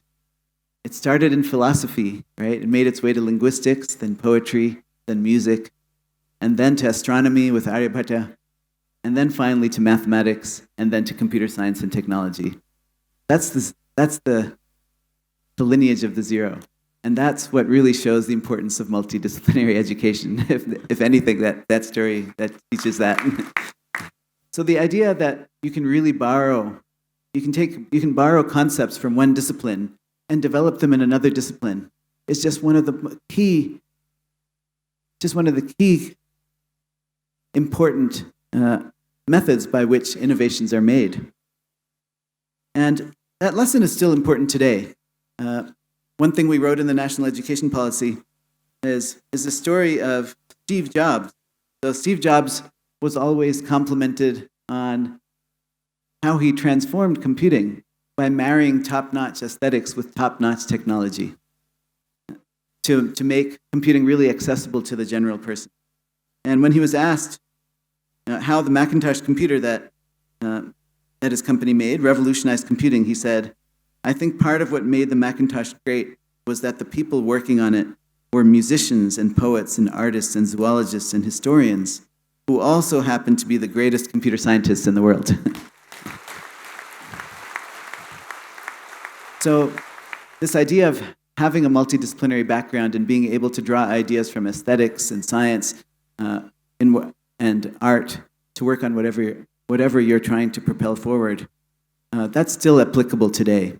And some of the best companies make sure to hire multidisciplinary teams and multidisciplinary people. And some of the greatest inventors also in the modern day are those that had a multidisciplinary education, the kind that Chanakya University is trying to achieve. So that story of zero and the story of Apple and all these multidisciplinary stories, we need more such stories. We need more such homegrown stories in India. It's time to move our higher education system in that direction again, like it was in the ancient times in Nalanda and how they are in the modern times at the greatest universities in the world. Chanakya University, I compliment them for moving forward on the recommendations of the National Education Policy. May it be a model for future new institutions and the institutions that are already there in India today. May it be a model to move towards that type of holistic multidisciplinary education. I'll stop there. Thank you so much for listening.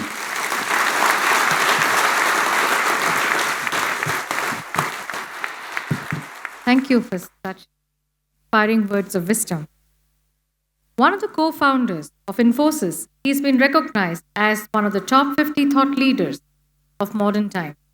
A former head of CII and co-chair of WF at Davos, he is the founder of Accelor Ventures to encourage and invest in startups. A Padma Bhushan awardee and on the board of numerous industrial and academic bodies, he is a passionate leader and about conservation of Indian heritage. He is the chairman of Itihasa Research and Digital, publishing the history of Indian IT industry. Ladies and gentlemen, we come to have with us Sri Chris Gopalkrishnan, member of the Board of Governors of Chanakya University. Welcome you, sir. Thank you. When I look around this room, it's like a who is who in Bangalore. And this is what gives me the confidence to say that Chanakya University will be different, will take advantage of the opportunity provided by the National Education Policy 2020. We have, of course, many of the authors as part of this university now. But this opportunity to take advantage of NEP 2020 to create a new university built on ideals of ancient wisdom, but applied to modern world, modern problems of today and tomorrow. I strongly believe that we in India has an opportunity to give to the world a very different development model, a very different way to think about our future in a sustainable way, a affordable future, an equitable future. Well, that's what is part of the ideals of Chanakya University.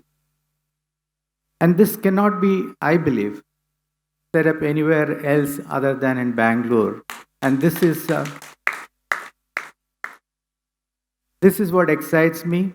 This is why I'm here with the leadership of Chanakya University as part of the Board of Governors.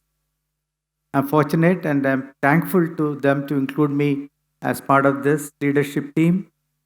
Now, this requires, you are all here today, and it's wonderful to see the auditorium packed, but it also requires your support in the future. Now, everybody can contribute in their own way, be it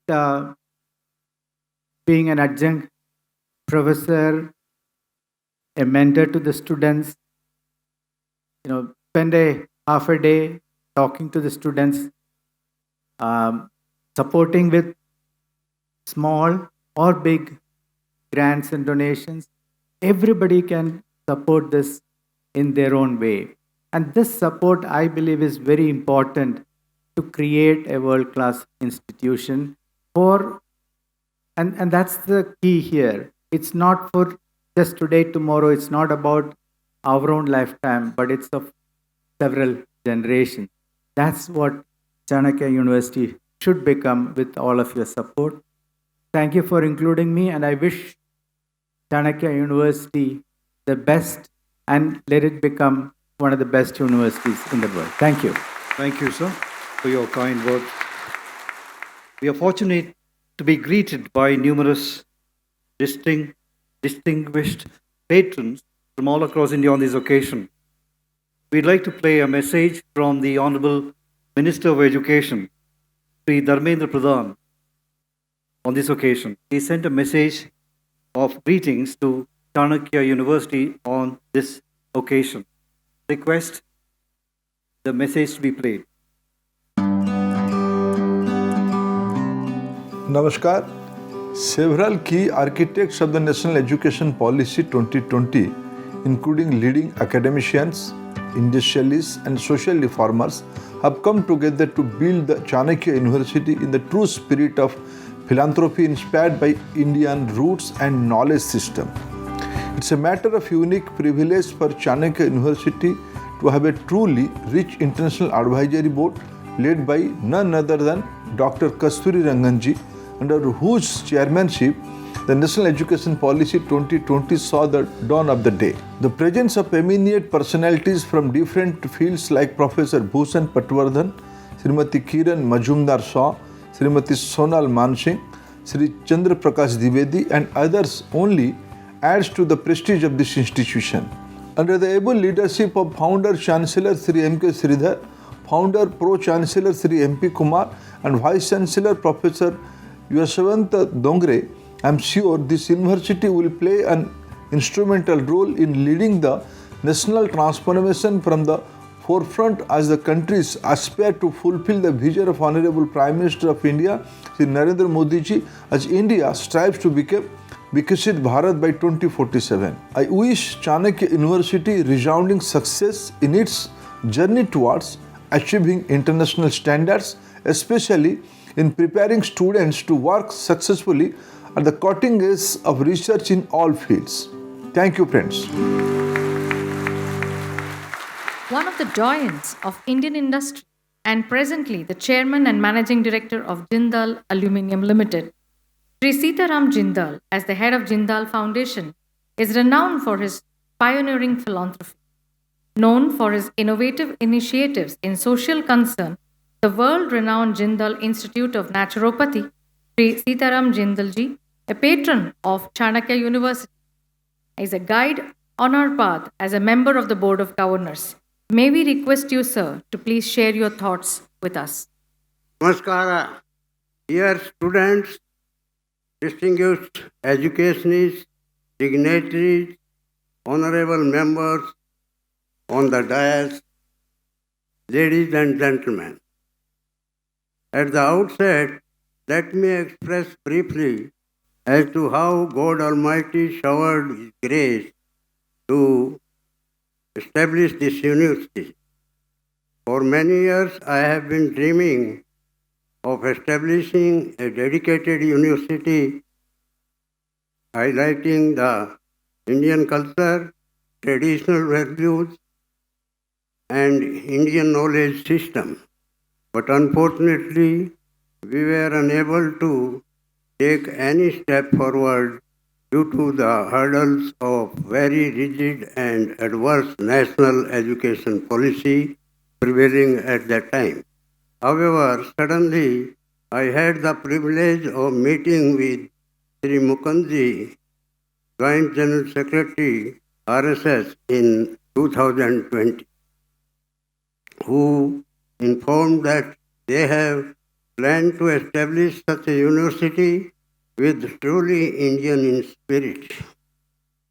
He also revealed the new educational policy which fully meets with our ambition as announced by the current government. I was really very delighted and got a copy of the policy and studied the contents with satisfaction. Eventually, we decided to go ahead without any delay or hesitation. But our joint decision was to have unique university, not like other normal universities, which are many in number. There is no use for normal universities. No fee will be charged from with a proposed modern infrastructure of 2 lakh square meters built up area, including academic building, residential facilities, and other common facilities. Students and faculty members will excel in their chosen field. It is heartening to note that the project is progressing very well and that the students have already been enrolled and academic program has started in a rented, well-established, well-furnished institution nearby, so that by next year, students can move to the newly constructed Chanakya University campus. I am sure the students who are privileged to study in this prestigious university will develop skill and knowledge in effective functioning both for the welfare of the society and the industry. I hope the students will be imparted with not only academic excellence, but also the virtues of our rich heritage, which is lacking presently due to commercialization of educational system. This unique temple of learning is being established and run by charitable trust with funds collected from public as donation, having no commercial angle and not for profit. This has been also mentioned by Sri MP Kumar very clearly.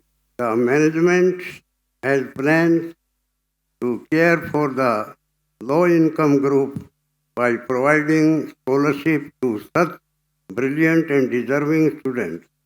Besides, no fee will be charged from the students belonging to poor families to the extent possible. Since benevolent donors are expected to come forward and share the contribution substantially. This news about Chanakya University has reached other cities like Delhi, Bombay also, and the people are awakened now. They are willing to come forward. Result has yet to be waited. More emphasis will be on quality and value-added education. As per plan, it is a long journey and much has to be done before reaching the destination, because philanthropy teaches service to humanity and not earning money. I congratulate the steering committee members, Professor M.K. Sridhar, Sri M.P. Kumar, and Nagraj Reddy for their untiring efforts in all-round planning and making Chanakya University a reality. I also wish the students a bright future, and I hope the Chanakya University will rise to the occasion and make the students not only excel in their chosen field, but also in humanitarian service. Thank you very much. Thank you, sir. It's truly a humbling experience to be guided by such people of achievement and inspiration. Thank you again. An icon of contemporary India, she needs no introduction. A gold medalist in engineering and MTech, she heads the Infosys Foundation, which leads by example in social responsibility. Deeply involved in the causes of education, hygiene, housing, women, conservation of art and culture, and children, she is a prolific author which, by seeking to improve the joy of reading among children. Awarded with Padma Shri, among numerous others, she's been a guide in our journey. May I request Srimati Sudhamurthy to share her thoughts. ವೇದಿಕೆ ಮೇಲಿರುವ ಎಲ್ಲ ಗಣ್ಯರಿಗೆ ಸಭಿಕರಿಗೆ ನನ್ನ ನಮಸ್ಕಾರಗಳು. After listening to Manjul, it's very hard for anyone to speak because it's so good in everything, particularly introducing mathematics to common people. Actually, Manjul, I feel if you teach mathematics in Chanakya University, there is no interdiscipline at all. Everybody will take only mathematics. In my work, actually, I work in villages most of the time. ಹಳ್ಳಿಗಳಲ್ಲಿ ಕೆಲಸ ಮಾಡ್ತಾರೆ ಕೂದಲ ನಂದು ಬೆಳ್ಳಗಾಯಿತು. ಅನೇಕರಿಗೆ ನಾ ಕೇಳ್ತೀನಿ, many children I ask which is most difficult subject. They say mathematics. Manjul, may I request you to have a course, a 5-credit course, how to teach mathematics with ease and with a joy. People should listen to that. This is my personal request to you. Swagrahe pujyate jeshta, swagrame pujyate prabhu, swadeshe pujyate raja, vidwan sarvatra pujyate. At home we respect the eldest one, even though elder person, because even though he has knowledge or not, we touch his feet. ಯಾರಿಗೆ ಬೇಕು ಮುಂದೆ ಬೈತಾನೆ ಗಡ್ತಾನೆ ಸುಮ್ಮನೆ ಕಾಲ್ಮುಟ್ಟು. ಸ್ವಗ್ರಾಮೇ ಪೂಜ್ಯತೆ ಪ್ರಭು. ಸರ್ಪಂಚನಿಗೆ ಹೇಳ್ತೀವಿ, ಬೇಡಪ್ಪ ನಾಳೆ ಏನೋ ಗಲಾಟೆ ಆಗುತ್ತೆ, we touch his feet also. When you are in a kingdom, you are scared of the king because the king can banish you. So we say okay, ಚೆನ್ನಾಗಿದ್ದೀರಾ ಅಂತೀವಿ. But the learned one like Manjul, Kasturi Rangan, wherever they go, they are always respected. Vidwan Sarvatra Pujyate, because they are respected for their knowledge. Their knowledge, and knowledge is supreme. Nothing is supreme in life because everything is Akshaya, not Akshaya, Kshaya. It says, a shloka says, what is permanent in life? If you are young, you will become old. If you have money in your life, you may lose it. If you have kingdom, you might lose it in a war. But which remains with you? It's the knowledge, and one who holds the knowledge is the richest man. It is not our billion or your billion or anybody's billion. It is the most important billionaires are sitting here, the Kasturi Rangan and Manjul Bhargav. Let the paper write anything, that's different, but I know in my heart of hearts. Okay? And what is this knowledge? It says, Nainam Chandan Shastrani, Nainam Dahati Pavaka. You cannot kill it, you cannot buy it, you cannot burn it, you cannot bury it. What it is the love for learning makes you knowledgeable. And this is the concept of Chanakya University, if I have understood it well. Everyone says, when your hair is grey, when you have spectacles, when your skin is wrinkled, you are old. But I say, the day you stop learning new things, you are old. So I always feel I'm young at maybe about 16 years old. I always feel because I want to learn new things. We should remember that Krishna is the son of Devaki and Yashoda. And he is also Devaki Putra, Yashoda Nandana. Same way we should be Indians in real life. We should have a deep root about our and knowledge and appreciation about our culture, our history, and we should also learn the latest technology. It is not that they are two separate identities. You can have both. You can have both. They are collectively exhaustive. You should be there according to Manjul's definition. So the aim of Chanakya University, I consider that you should be deep rooted in your culture and you should aspire to know the latest technology that makes you a more balanced person. When you look at Chanakya's life, it's a very, very mesmerizing. A man, there's a debate, was he a South Indian, etc. I don't want to get into debate. He was a resident of Patna or Pataliputra, and he went and studied in Takshashila, which is in Pakistan today. In those days, BC, it is almost 200 BC probably, in Chandragupta Maurya's time, and there was no car, no vehicle. How hard it is. He went there, he became a professor, and he came back, and of course he built the first Magadha empire, the first empire of India. And then the beauty is not all that. When I read about Chanakya, and I have seen the Chanakya series as well, when Chandragupta Maurya becomes emperor, he says, "You have brought me up, you are an emperor, now I am an emperor. Sir, you should be there to lead me into the, in my kingdom, in my difficulties." He says, "You are a king, you should know how to rule. I am a scholar. For me, my dhana is always a vidya. And I seek vidya and teach vidya. Let me go back to my profession." And Chandragupta in tears waits there. And Chanakya takes his few books in his hand, walks from Pataliputra back to Takshashila without even turning back. That is called detachment. And this university should teach that you should achieve in life with a detachment.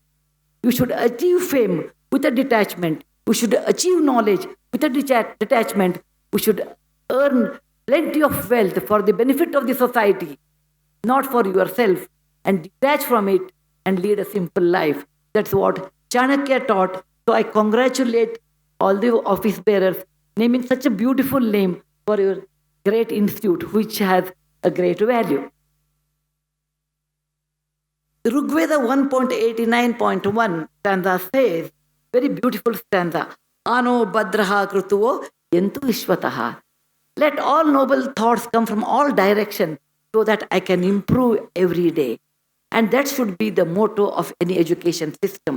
It is not that it's contained only in one compartment, second compartment. "Oh, I'm an engineer, I can't learn Veena. I'm an engineer, I can't learn Kannada." I have seen people staying in Bangalore. "Oh, we are not Kannadigas, we can't learn Kannada." I said, what a reason it is.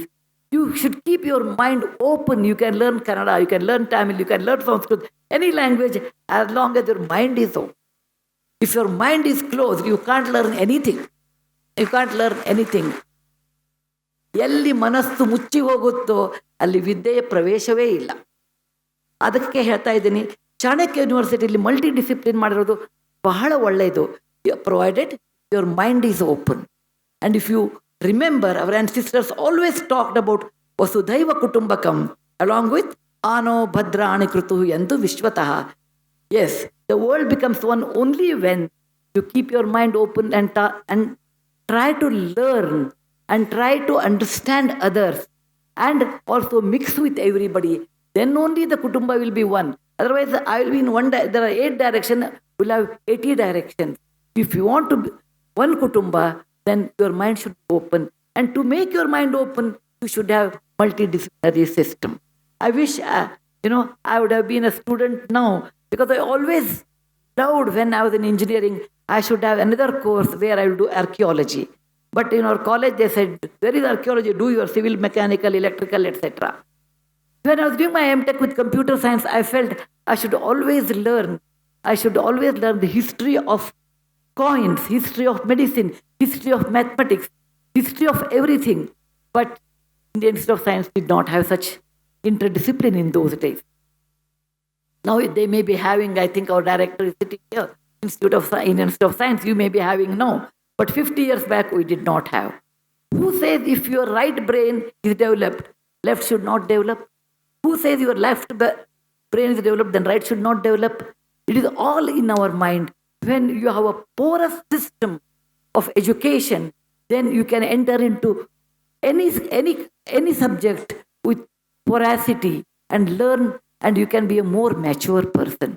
Actually, I have found out the best computer engineers are with a civil background, because the more structural knowledge makes them a better computer scientist. But Manjul says with the music background, maybe he's right.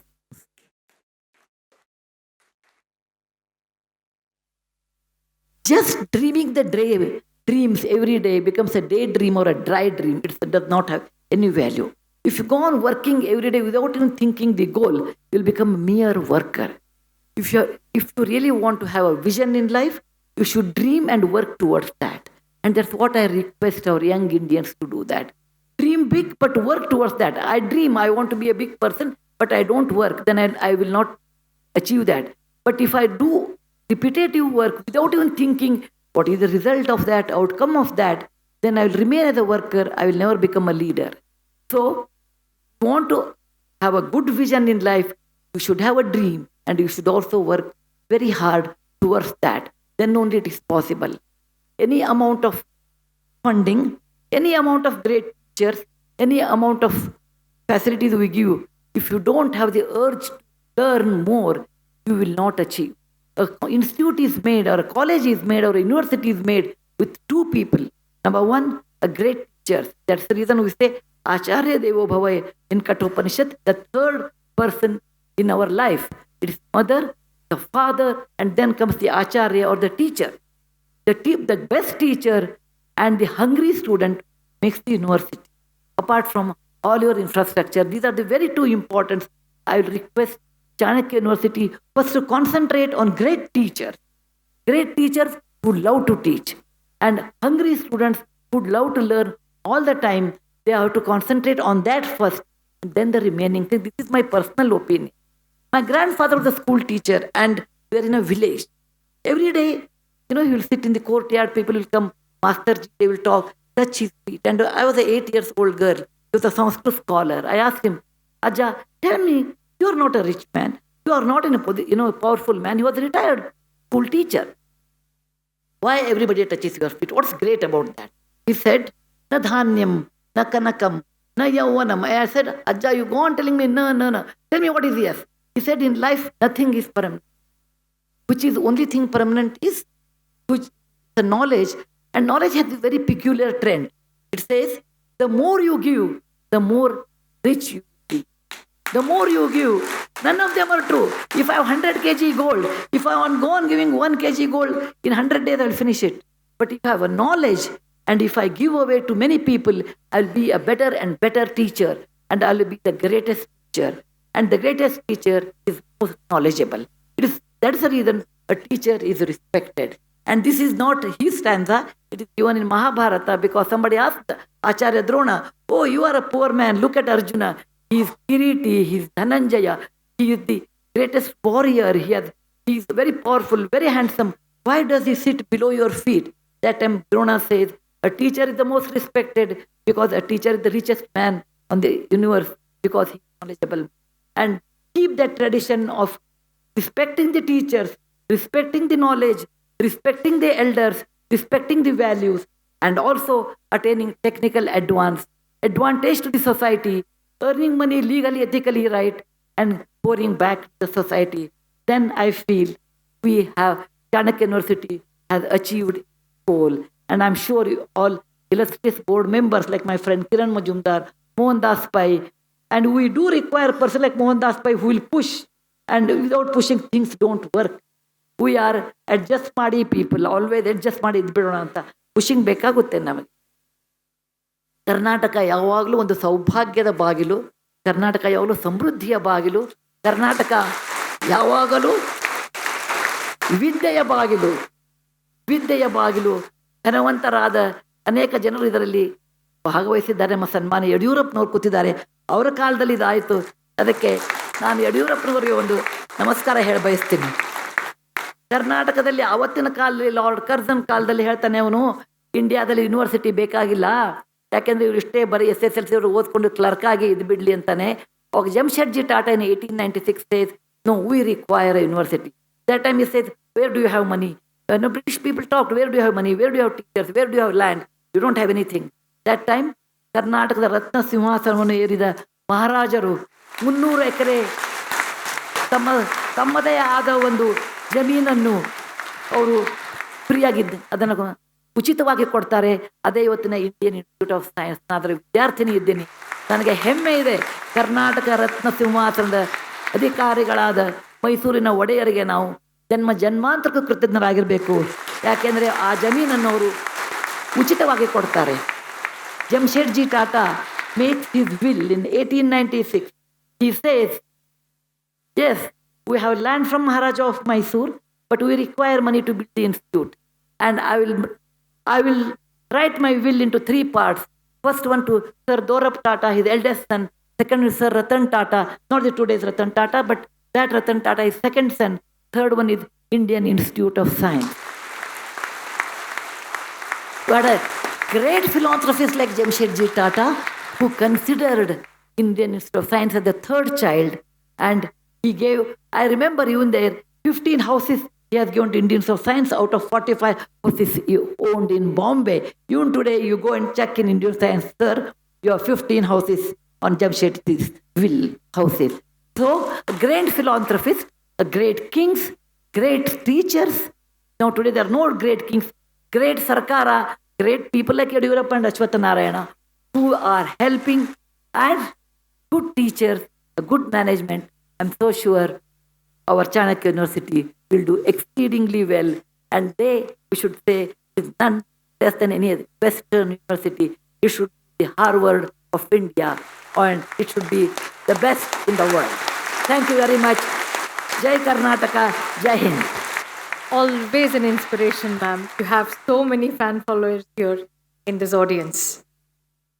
A researcher turned entrepreneur, she pioneered the biotechnology revolution in India and has been an inspiration for the new generation of women entrepreneurs.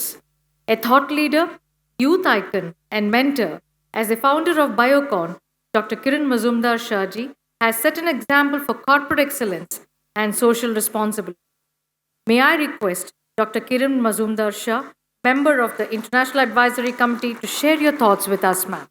Chanakya ವಿಶ್ವವಿದ್ಯಾಲಯ ಉದ್ಘಾಟನೆಗೆ ಎಲ್ಲರಿಗೂ ನಮಸ್ಕಾರ. I just want to start by referring to the ideal of Chanakya University, which is Jnana, Ichha and Vidya. And if you think about this, it is really about the quest for knowledge, the spirit of inquiry, and of course, application of knowledge. These are the ideals of Chanakya University, which I find extremely inspiring and extremely compelling. What is also very important, just heard from everyone before me, that Chanakya University ideologies are rooted in the Indian knowledge system. And I really think what is important for all of us to understand is that the Indian knowledge system relies on analytical, critical, and of course, multidimensional thinking. And I think this is what actually leads to sustainable solutions, which is what is so critical, not just for our country, but for the world. I'm extremely privileged to be part of the advisory council for this great university. And I think all of us realize that creating this university is to make sure that we find huge philanthropic capital. And I myself have committed my own little philanthropy to this great university. But I think we need everyone to contribute towards this philanthropic capital, because it is philanthropy that creates the right kind of knowledge to become the knowledge capital, not just of our country, but of the world. I think you've heard from everyone that knowledge is paramount in terms of economic success.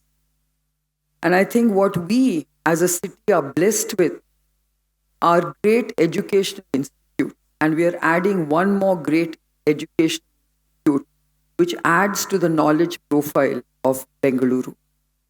And I think creating Bengaluru as not just the science capital, but as the knowledge capital of the country is going to be extremely, extremely proud for all of us. And in order to create this knowledge capital, one thing we've discussed at the advisory meeting this afternoon was that we need both experimental and experiential learning to be what drives this learning at Chanakya University. And I think we are going to be extremely focused on ensuring that we create this kind of knowledge hub in the city so that anyone who goes through the portals of Chanakya University will come out a much better human being. So with that, I would like to wish the university every success in creating a great university of the future. I think we need to create knowledge as a blend of the old and the new. And I think India has to basically remember the great knowledge that it created for the world in the past. We need to take those blessings from our ancestors and continue with that tradition and add to it in terms of modern knowledge and keep going. So with that, I'd like to wish Chanakya University every success, and I look forward to being very much a part of this journey. Thank you. Thank you, ma'am. We're so honored by your words. One of the most influential thought leaders of contemporary India, he is a multifaceted genius with expertise on a range of subjects, including finance, education, human resource, governance, and of course, IT. An award-winning CFO of Infosys for over 17 years, he is presently the head of Manipal Global Education. Members of numerous expert committees of the Government of India, he is the founder trustee of the Noble Initiative Akshay Patra of the ISKCON. A startup mentor, angel investor, youth icon, and member of the Board of Governors of Chanakya University, may I request you to please share your thoughts. ಮಾಜಿ ಮುಖ್ಯಮಂತ್ರಿಯಾದ ಯಡಿಯೂರಪ್ಪ ಅವರೇ, ನಿಮ್ಮಿಂದಾನೇ ನಮಗೆ ಜಮೀನು ಸಿಕ್ತು. ಆ ಜಮೀನಿಂದ ಒಂದು ವಿಶ್ವವಿದ್ಯಾಲಯ ಮುಂದೆ ಬರ್ತಾ ಇದೆ. ಸೀತಾರಾಮ್ ಜಿಂದಲ್ ಅವರೇ, ನಿಮ್ಮಿಂದಾನೇ ನಮಗೆ ಸ್ವಲ್ಪ ಸಹಾಯ ಸಿಕ್ತು. ಆ ಸಹಾಯದಿಂದ ಇವಾಗ ಯೂನಿವರ್ಸಿಟಿ ಬರ್ತಾ ಇದೆ. MP ಕುಮಾರ್ ಅವರೇ, ನೀವೇ ನಮಗೆ ಫಸ್ಟು ಚೆಕ್ ಕೊಡ್ತೀರಿ. ಆಮೇಲೆ ಕ್ರಿಸ್ ಗೋಪಾಲಕೃಷ್ಣನ್ ಅವರೇ, ನೀವು ಸಹಾಯ ಮಾಡ್ತಾ ಇದ್ದೀರಾ. ಕಿರಣ್ ಮಜುಂದಾರ್ ಶಾ, ಸುಧಾಮೂರ್ತಿ ಅವರೇ, ಇವರೆಲ್ಲ ಸಹಾಯದಿಂದ ನಮಗೆ ಒಂದು ವಿಶ್ವವಿದ್ಯಾಲಯ ನಮ್ಮೂರಲ್ಲಿ ಸಿಕ್ಕಿದೆ. ಇವಾಗ ಈ ವಿಶ್ವವಿದ್ಯಾಲಯ ಮುಂದೆ ಏನಾಗಬೇಕು, ಏನಾಗಬೇಕಂದ್ರೆ ಚಾಣಕ್ಯದ ಜೀವನ ನಾವು ನೋಡಬೇಕು. Here was A scholar, son of A scholar, who got his education from his father, and his father was probably imprisoned. He went to the university Takshila and came back. And when he came back, he found the people were oppressed by Dhanananda, the king of Pataliputra. He went to his court and told Dhanananda, "Oh Dhanananda, you are not the master of people, you are the servant of the people. You must have the duties of the king, and you can't be an oppressor." And Dhanananda, like the insolent emperor he was, pushed him out, and he told him, "I will come back one day and teach you how to rule a country, because you're the inheritor of Indian civilization, which placed the scholar at the top of the totem pole. Our forefathers told us the greatest thing for any human being is knowledge, the pursuit of knowledge, the discovery of who you are, to find out why you are on this earth, and to live a full life, to have a curious mind. Because that's the greatest of pleasure. The greatest of pleasure is finding out zero, shunya. And that is the great pleasure. It is not money, it is not wealth, it is not bangla, it is not anything else. It is the pursuit of knowledge. And that is what our forefathers said. And that's why we respect the scholar the most, and we respect Chanakya. And see what Chanakya did. He pulled down a very oppressive emperor. He took a young lad and taught him how to be one of the greatest kings and the first great emperor of this country. And he made him fight to kick out the Yuvanas who had come from Greece and build this great empire. And like Sudha Murthy said, when his task was over, he said, I'll go back to being a scholar. That is my duty to my country. And he gave us the Arthashastra, Chanakya Niti, the first great economic thesis on how to run a country, the duty of the king, how the duty of the people, the rule of law, all the things that make for a great society. It is there in that book. It's the first great book of human civilization. It talks about everything, and that is from this great country. And that should be the guiding principle. And that's why when they named the university as Chanakya, we are so happy because Chanakya epitomizes all that is best about Indian civilization, all that India hopes to achieve, and all that we should give to this world. And that's why this university is important. So all of us are engaged in a great adventure of building a great university which will outlast all of us. And when we talk to Chris, when we talk to Dr. Kasturirangan, Dr. Sridhar, Sitaram Jindal, Sudha Murthy, they're filled with excitement. And it can only happen in Bangalore, in a beautiful city of Bangalore. I remember I once criticized Maji Mukhyamantri Yedurappaji. He took up the phone and called me. The DGP intelligence called me, said, CM wants to talk. I said, Nang bhaya aaಯ್ತು ಏನಪ್ಪ ಅದು CM ಮಾತಾಡ್ತಾರೆ. ಅವ್ರು ಹೇಳಿದ್ರು, ಮೋಹನ್ ಏನಪ್ಪ ಆಯ್ತು ಬಂದ್ಬಿಟ್ಟು ಸಿಕ್ಕು ನನಗೆ. I went to his house. I complained to him. He listened to me. He said, ಅದು ಮಾಡ್ತೀನಿ. Where do you get leaders like this? In any city in India, you criticize the chief minister, they'll put you in jail. They'll send the Gudans to do gero to you. They'll beat you up and everybody is scared. This is the land where there is no fear. And if you stand up and criticize our chief minister, he'll call you for a cup of tea in the afternoon. Can you believe that? That's why, because this is the blessed land. This is the city of Bangalore. 100,000 PhDs.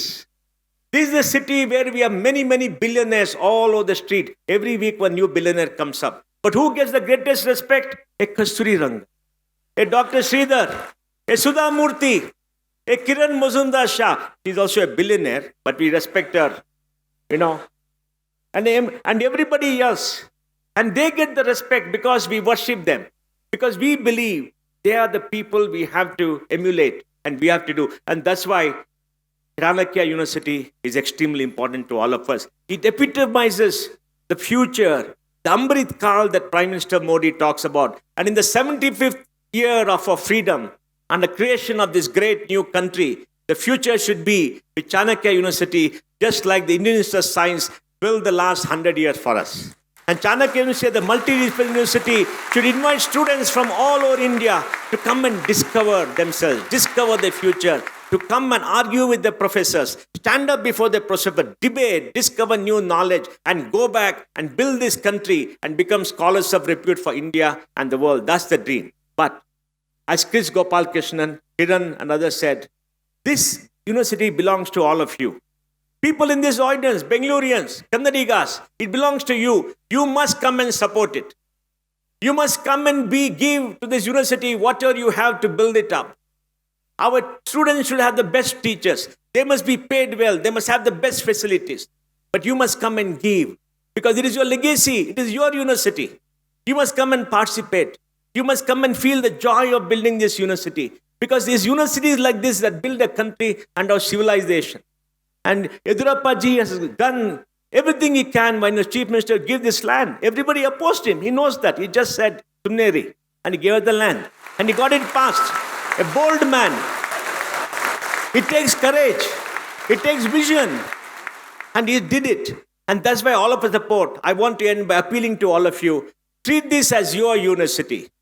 your institution, and later your gift to humanity, your gift to your children, to all Kannadigas and all Indians, so this can flourish. And I promise you, on behalf of Dr. Kasturi Rangan, Chancellor M.K. Sridhar, Pro-Chancellor M.P. Kumar, on their behalf, I promise you, they will do their best. They'll work 24/7, 365 days to make it a really world-class university, which we will be proud, and our children will be proud to come and get educated, and we will build the new India. Thank you. MDP stands for Management Development Program. Every time we interact with MDP, sir, it's an MDP. Sir, thank you. It's such a joy to listen to you. On the note of emulating people, with the consent of the President and the guests, may I acknowledge the presence of one of the heroes of modern times. We are pleased to have Major Pradeep Shaurya Arya, the only bureaucrat to have won the Shaurya Chakra in contemporary India. A para-commando as a part of the territorial army, he single-handedly has killed 3 terrorists in a hand-to-hand combat. We are pleased to have you, sir. Now, we are pleased to present to you a message from the Honorable Chairman of University Grants Commission, Professor M. Jagdish Kumar. The birth of any new university brings excitement and hope, because a new university doesn't have any past baggage. Today's youth, they would like to be effective learners, lifelong learners.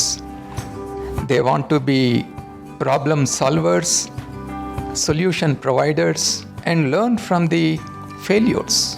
If the university has to fulfill all these aspirations, it is very important that the university, particularly a new university, doesn't follow the traditional path. Instead, come up with innovative programs and provide as much flexibility as possible so that they become creative thinkers and innovators. I would like to congratulate the Chanakya University for the kind of programs that they are planning to launch. I wish all the best for the growth of Chanakya University. We thank the Honorable Chairman, UGC, Discount. A leader from student days and an MBBS graduate from the famed Kasturba Medical College, Manipal. He is a recipient of Dr. B.C. Roy Award from the Indian Medical Association and founder, managing trustee of Padma Shri Charitable Trust and Sushruta Group of Institutions. Having joined politics early, he's been a member of Karnataka Legislative Assembly multiple times. Known for his leadership and innovative governance, his efforts at the implementation of NEP has drawn nationwide appreciation. May we request the Honorable Minister for Education, Government of Karnataka, and the Pro-Visitor of Chanakya University, Dr. C.N. Ashwath Narayana, to kindly address the gathering. ಎಲ್ಲ ಆತ್ಮೀಯ ಗೌರವಾನ್ವಿತ ಅತಿಥಿಗಳೇ, ಗಣ್ಯಮಾನ್ಯರೇ, ಈ ದಿನ